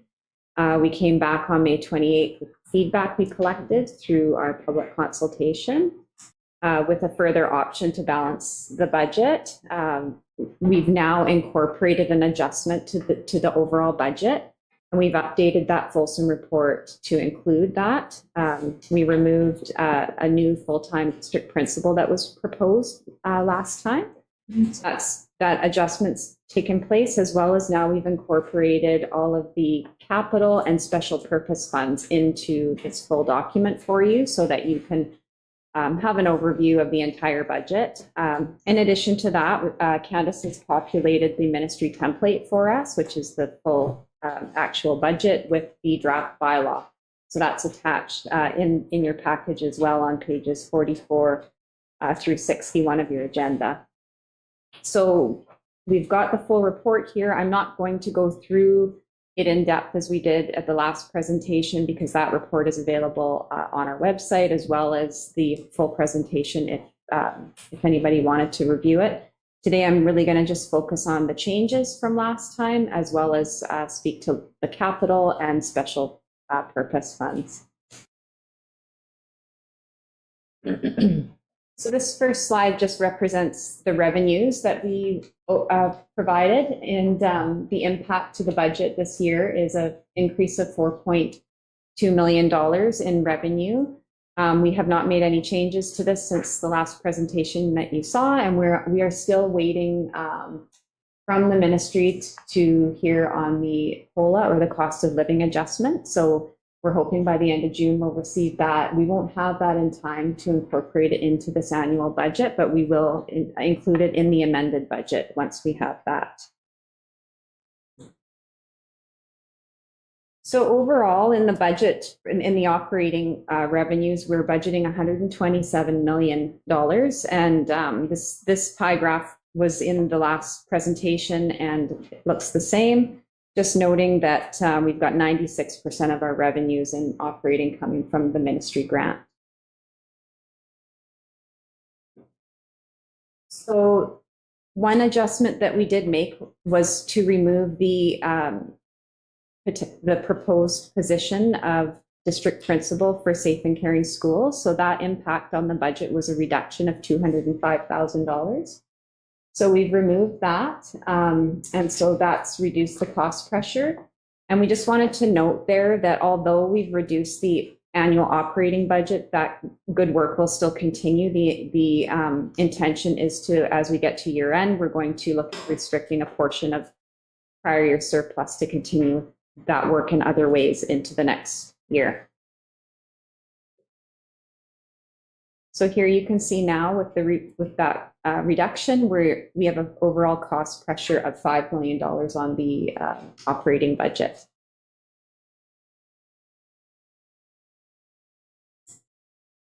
So after making those adjustments, it really hasn't affected the percentages of where we spend the funds. That didn't change, that we're still spending 82% on instruction. And just showing you here that the total expenses incorporated into the budget is $126 million in the operating expenditures.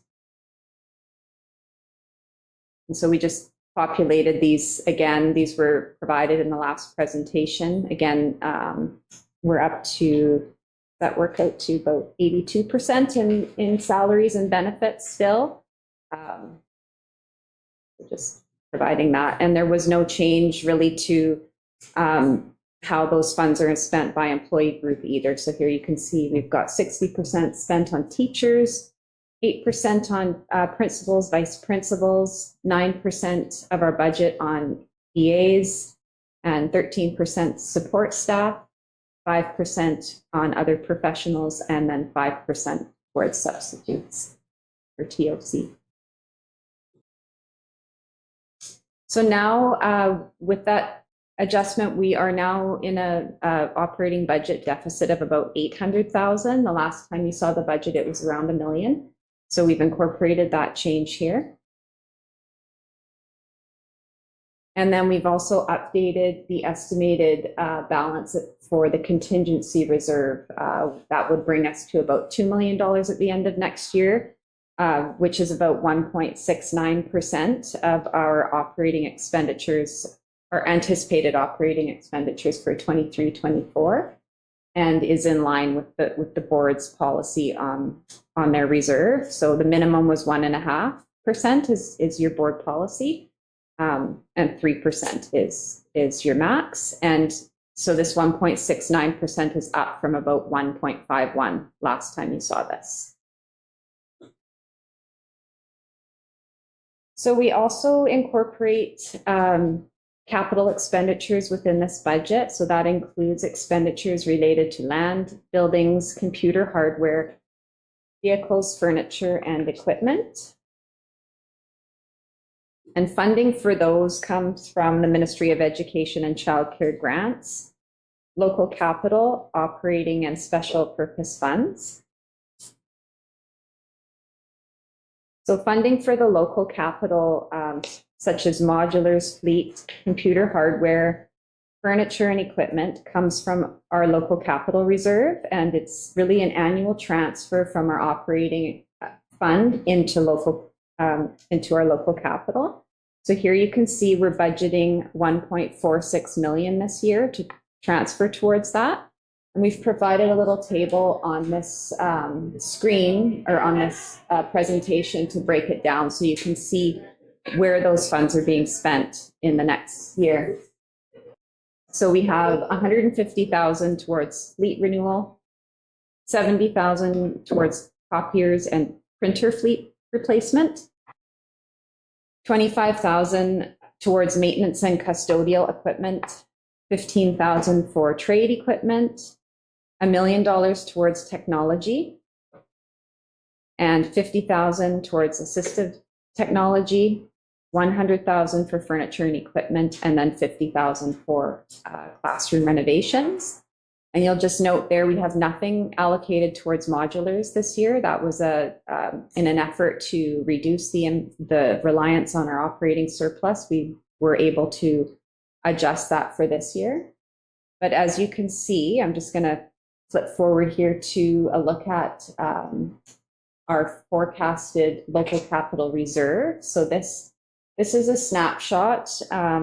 And it's also included in your package on page 32 of the agenda of our 5-year forecast and where we anticipate this reserve to land. So we're always looking at this in terms of our modular requirements and technology requirements, and where we anticipate we're going to need to make these expenditures. And so when we make the decision to reduce that transfer, we need to look forward out and make sure that we're going to have funds set aside into the future to make those purchases. So here you can see the red numbers there along the left-hand side. You can see the 1.46, that's the amount transferring in, and then you can see the program expenditures coming out, and then the end balance there at the end of each year. So over the 5 years, we're anticipating landing around $1.3 million still in the reserve. And just highlighting for you there that in the next year, we will need to reincorporate that funding for modulars. So just wanting to highlight that for you so that you can see, although we are reducing that transfer this year, we do need to increase it again next year. So we can't ignore that. And then you can see too, out into those future years in 2027 and 2028, we do have a couple of line items there that fall into the red.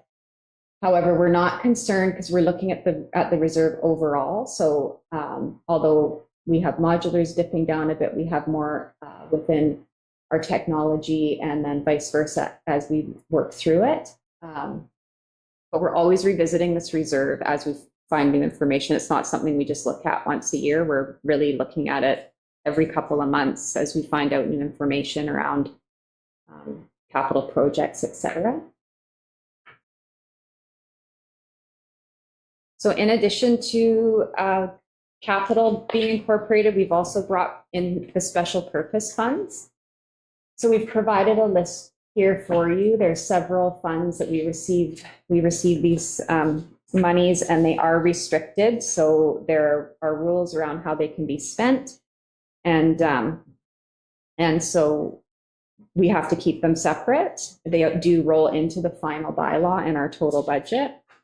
And we've provided in the report a little brief summary on each of them for you. So I won't go into detail on all of these. If you are interested in what one of them, what they're used for, you can refer to the report in pages 33 to 37 of the agenda. But we are incorporating approximately $19 million. These are this table here outlines the ones that we know about that have been approved. We are still waiting for a couple of confirmations from the ministry, one being our, it's called the First Nation Student Transportation Grant, as well as Early Care and Learning. They just haven't confirmed the amounts yet, and we've been instructed by the ministry not to include them at this point. So once we hear, they'll be incorporated into the amended budget as well. And then our public feedback, although we did provide you a report and we had a full discussion at the last board meeting, just noting it into our presentation because this will land on our budget webpage. So nice to have all of the information into one document. So just noting that's also been incorporated in this report for you today. And finally, just a snapshot of the budget bylaw. So you'll see it incorporates not only our operating, but our special purpose funds and our capital expenditures. So we're looking at an annual budget of $157,785,254 this year. And lastly, just the next board meeting, June 25th, is when we'll bring this draft bylaw back to you for final adoption, and that will meet the ministry requirement of June 30th deadline. I'll just open it up for any questions. So thank you, and thank you again for this report. I do have two questions and a concern. And I guess my question will start off with the paragraph and statement you did on page 32, where you said it should be noted that the balancing the operating budget with prior year surpluses will become on the table over time. Further to operational reviews will be taking place over the coming year to reduce the reliances and also to support the newly adopted board strategic plan that we heard tonight.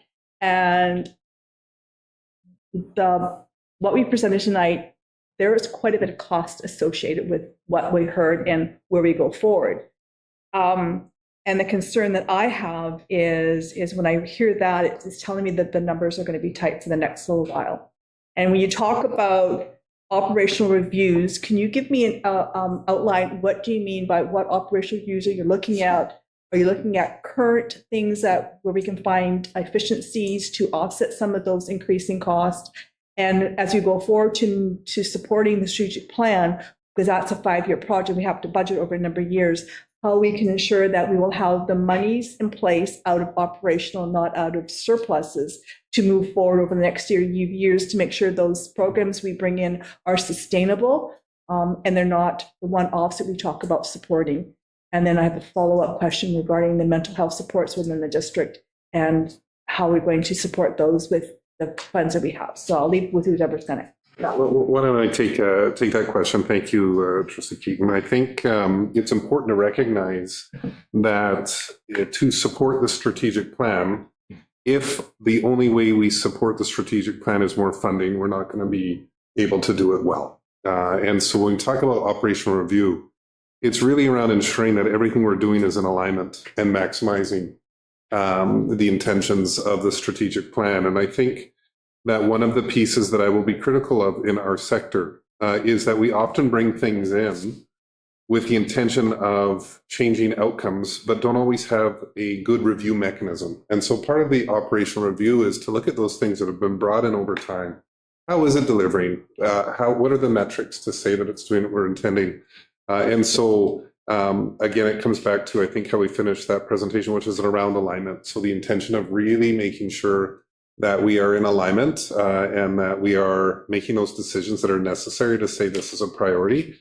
And so that operational review is really to ensure that every dollar that is being spent as efficiently and as effectively as possible and supports the strategic direction of the board.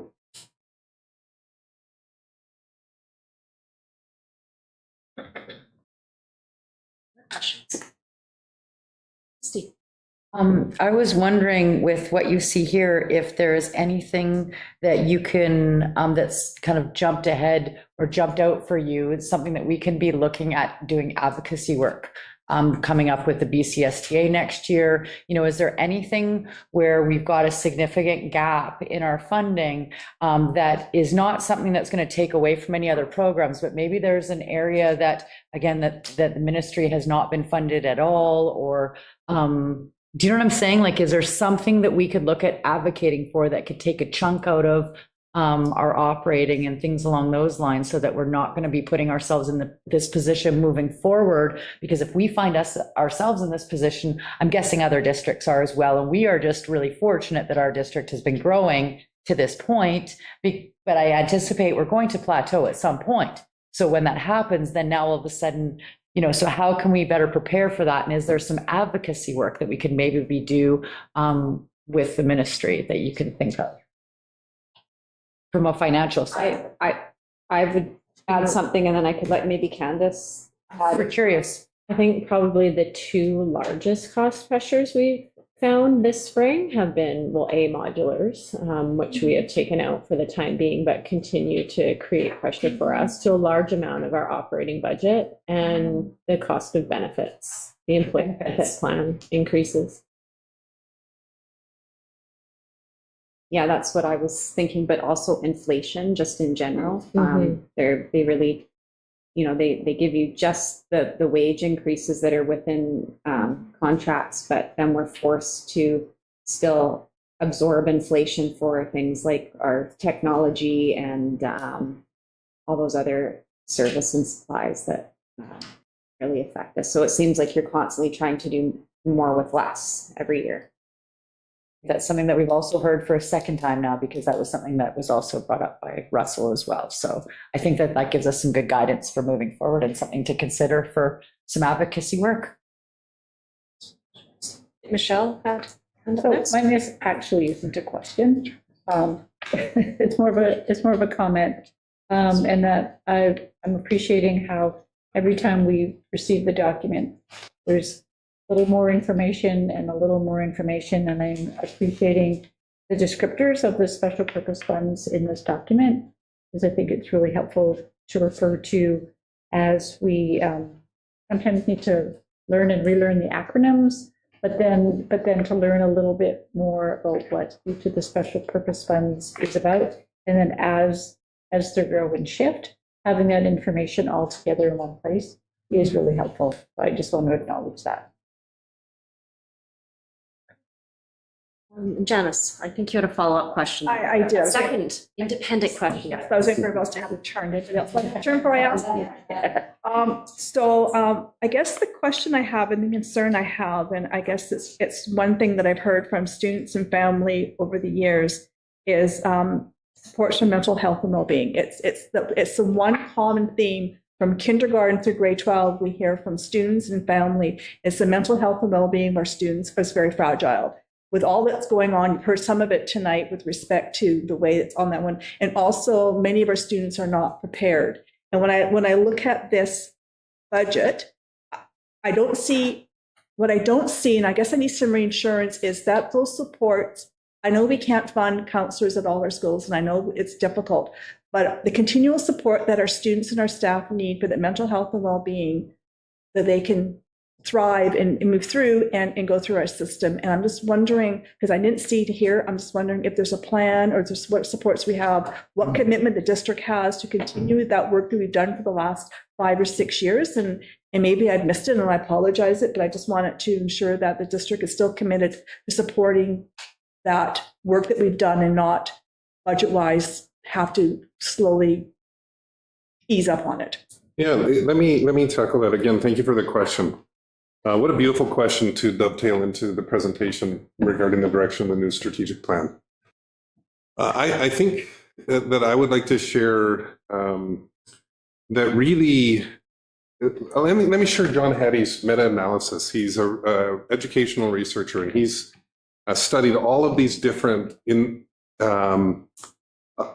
interventions to improve learning. And so, and he's done it, and it's, you know, it might be class size, and he'll figure out what the impact of those interventions are. You know, one of the most sizable impacts for changing student outcomes is a teacher that greets every student at the door and knows them by name. And I say that because the intersection of the school system attending to child and youth mental health is awesome, strategic, intentional classroom practice. That's our area of expertise with child and youth mental health. It's when we understand what the word holistic means and we honor every child with their strengths, their gifts, and their identity. That's how we fundamentally shift child and youth mental health. I will say this, that it is a complete failure of the superintendent of schools if we need a counselor at every school to support students because of the experience they're having in school. We need to support students because there is incredible pressures in this society around their health and well-being. And we do need counselors at every school, which we do. We don't have full-time counselors at every school, but we do. But we also need to ensure that our assessment practice is fair and judicious and honoring and second chancing, that when we deal with children who have misbehaved, that our practice is restorative and oriented around what is possible. And I think when we do that work, we won't be contributing to the crisis of child and youth mental health. And so I would say with the utmost confidence that I believe the way that we will truly start to attend to child and youth mental health is when those design principles that were shared tonight are alive and well in every classroom.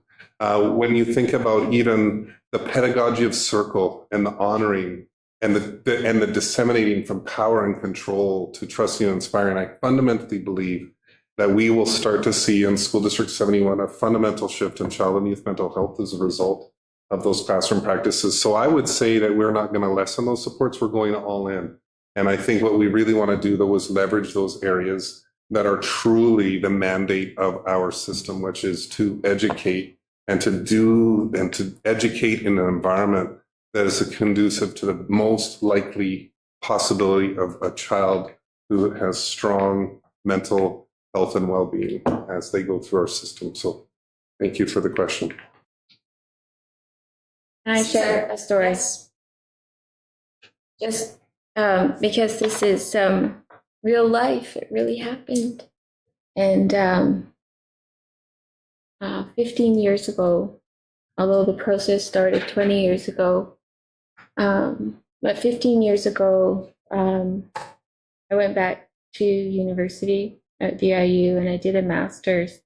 And my master's was on the use of circle in terms of pedagogy in the classroom.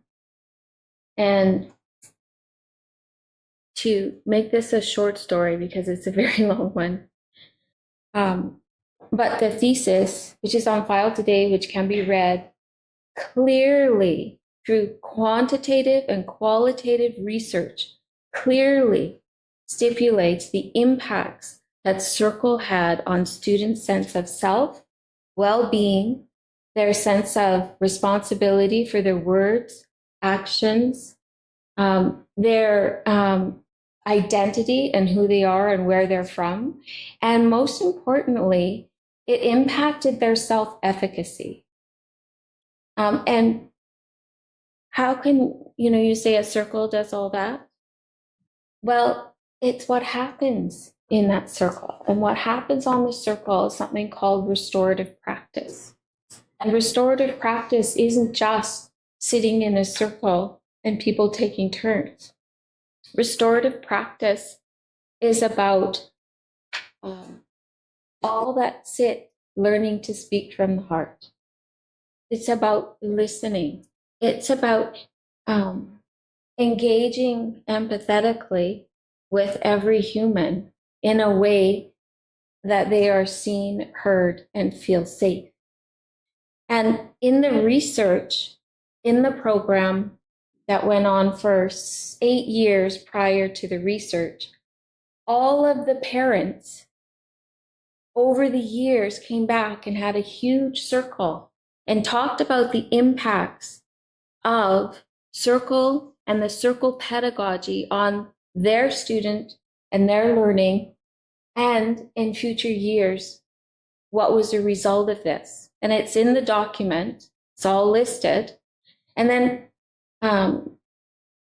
at the same time, students over the past 10 years came back and had a circle and talked about the impacts of what they learned. And it was put in student wording, not pedagogy, but in terms of what they learned on circle and through the process of understanding who they are, where they were from, and their strengths and their gifts and their impacts on the world and their sense of social responsibility and self-efficacy. So what that research said over the hours and hours and hours of transcripts of parents telling their stories about their children and students telling their stories. And this is like a lot of people. And the story was that my child learned about how to walk in the world, how to be kind, honest, truthful, speak from the heart, to lead humbly with compassion, and to share and teach others what they had learned. Over and over again, the same things kept coming up. My child feels safe. My child knew who they were. My child had a sense of belonging, over and over and over again. What I didn't understand about doing that research was what came out in the research. The impact was from all the students, everyone, and all the parents, everyone, was that when the children left the program, they were lost.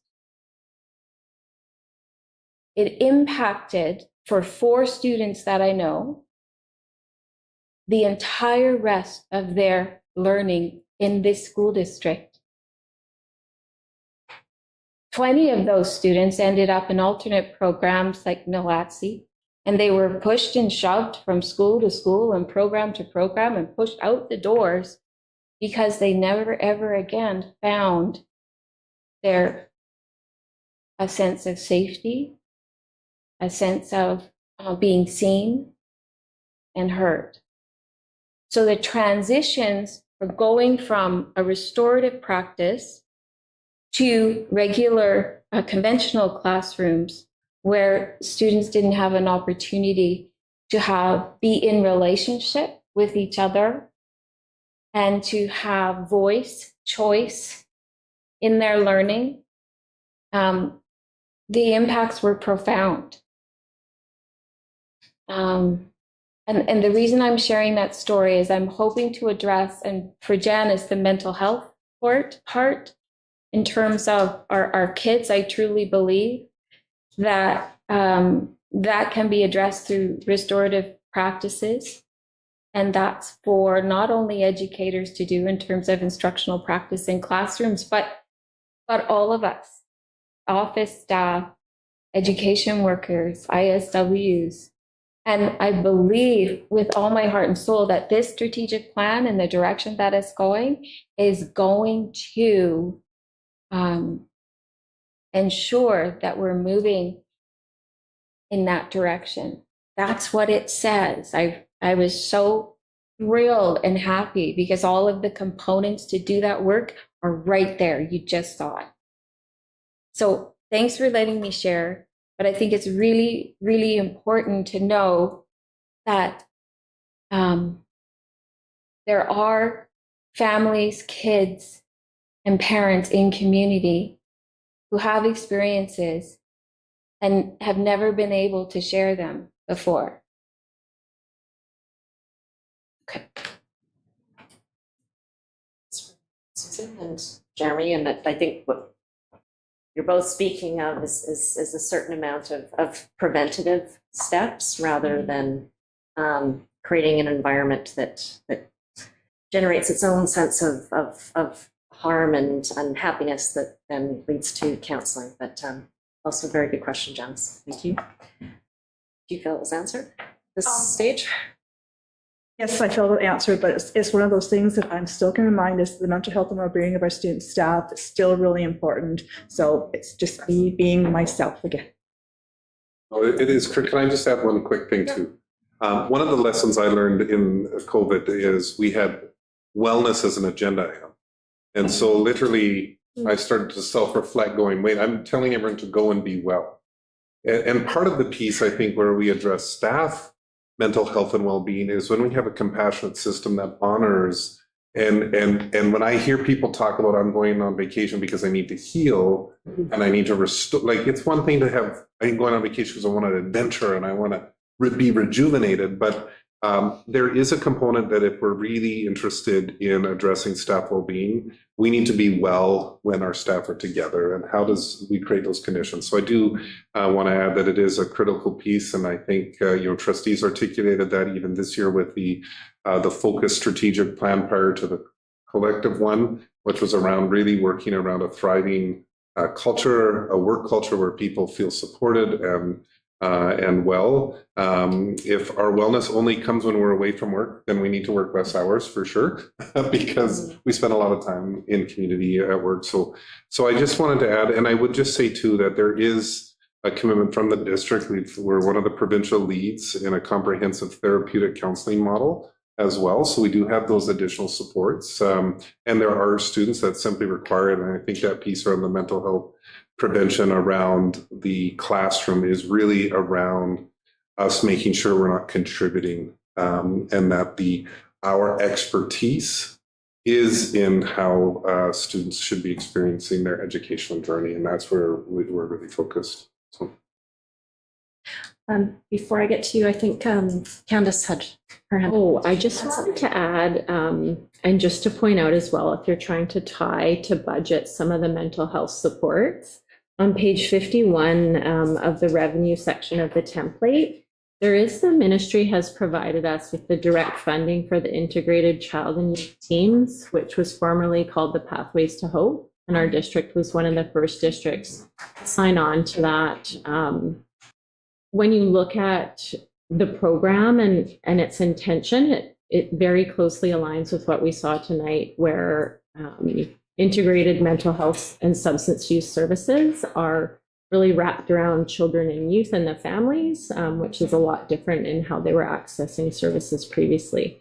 So they do fund directly within operating. It is a special grant within operating, not special purpose funds, but we do have 2 registered clinical counselors, 2 peer support workers. They're 12-month employees, so they actually do work through the summer and are available.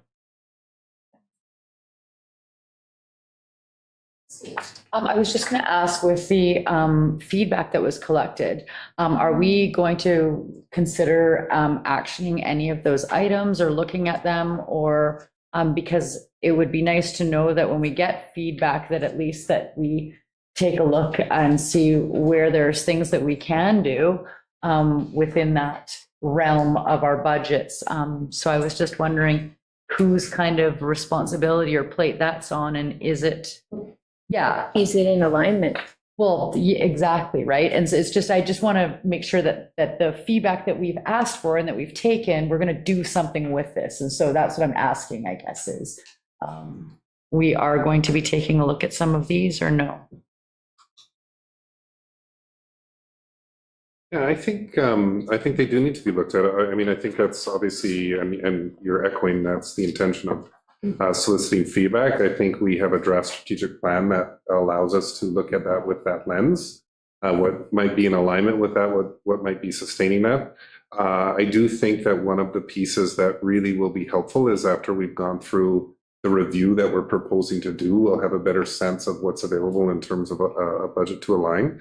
And I think there's some great suggestions and some of them that we're already working towards. And I think, I'm just looking right now at the one right in the middle of the page, healthier food options.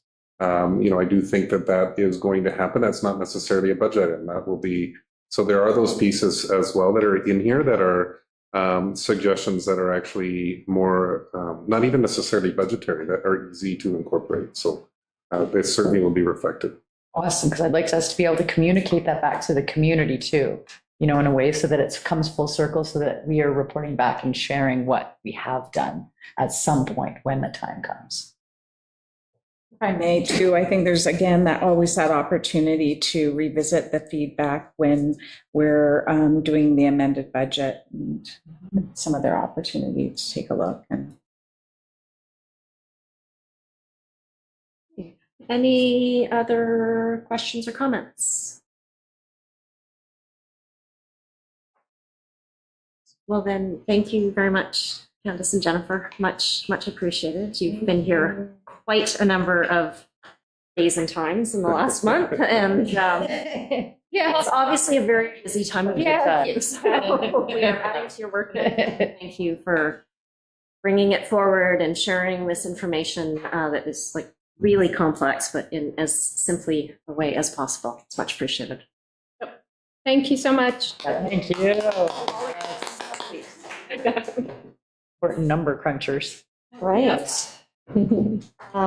That may conclude our question. Sorry. Yes. Reminder. Right on. We have questions from our public. Yes. Excuse me. It's going to start as, it's going to sound like a comment, but it will turn to a question, hopefully towards Barry. That's awesome. Just a reflection that the counselor piece could be in part the changing dynamics of now having two working parents and the more stressful starts to the day, and just acknowledging and the amount that parents are having to do to meet that cost of living. And we just wanted to acknowledge that schools are being asked to do more and more, and school staff are being asked to do more and more, and just express our support for programming and resources that meet those needs of those students, however that may look, be it through increased mental health and social emotional learning, or through Circle, which would be an amazing piece, or through comprehensive and empathetic systems change. Please. Thanks, Megan. I know one, not sure where I've heard it recently, but the idea of rather than greeting a child who is late, why are you late? But we're happy to see you here. I think is an example of that third. The third end. Thank you. Contributes to the discussion about mental health for our students. Very good context. Yeah. I will return to, I think we're concluding our evening of our open committee of the whole. Is there a trustee who would like to make a motion to adjourn? Motion to adjourn. Thank you, Janice. Do you have a seconder? Susan, thank you. All in favor? Aye.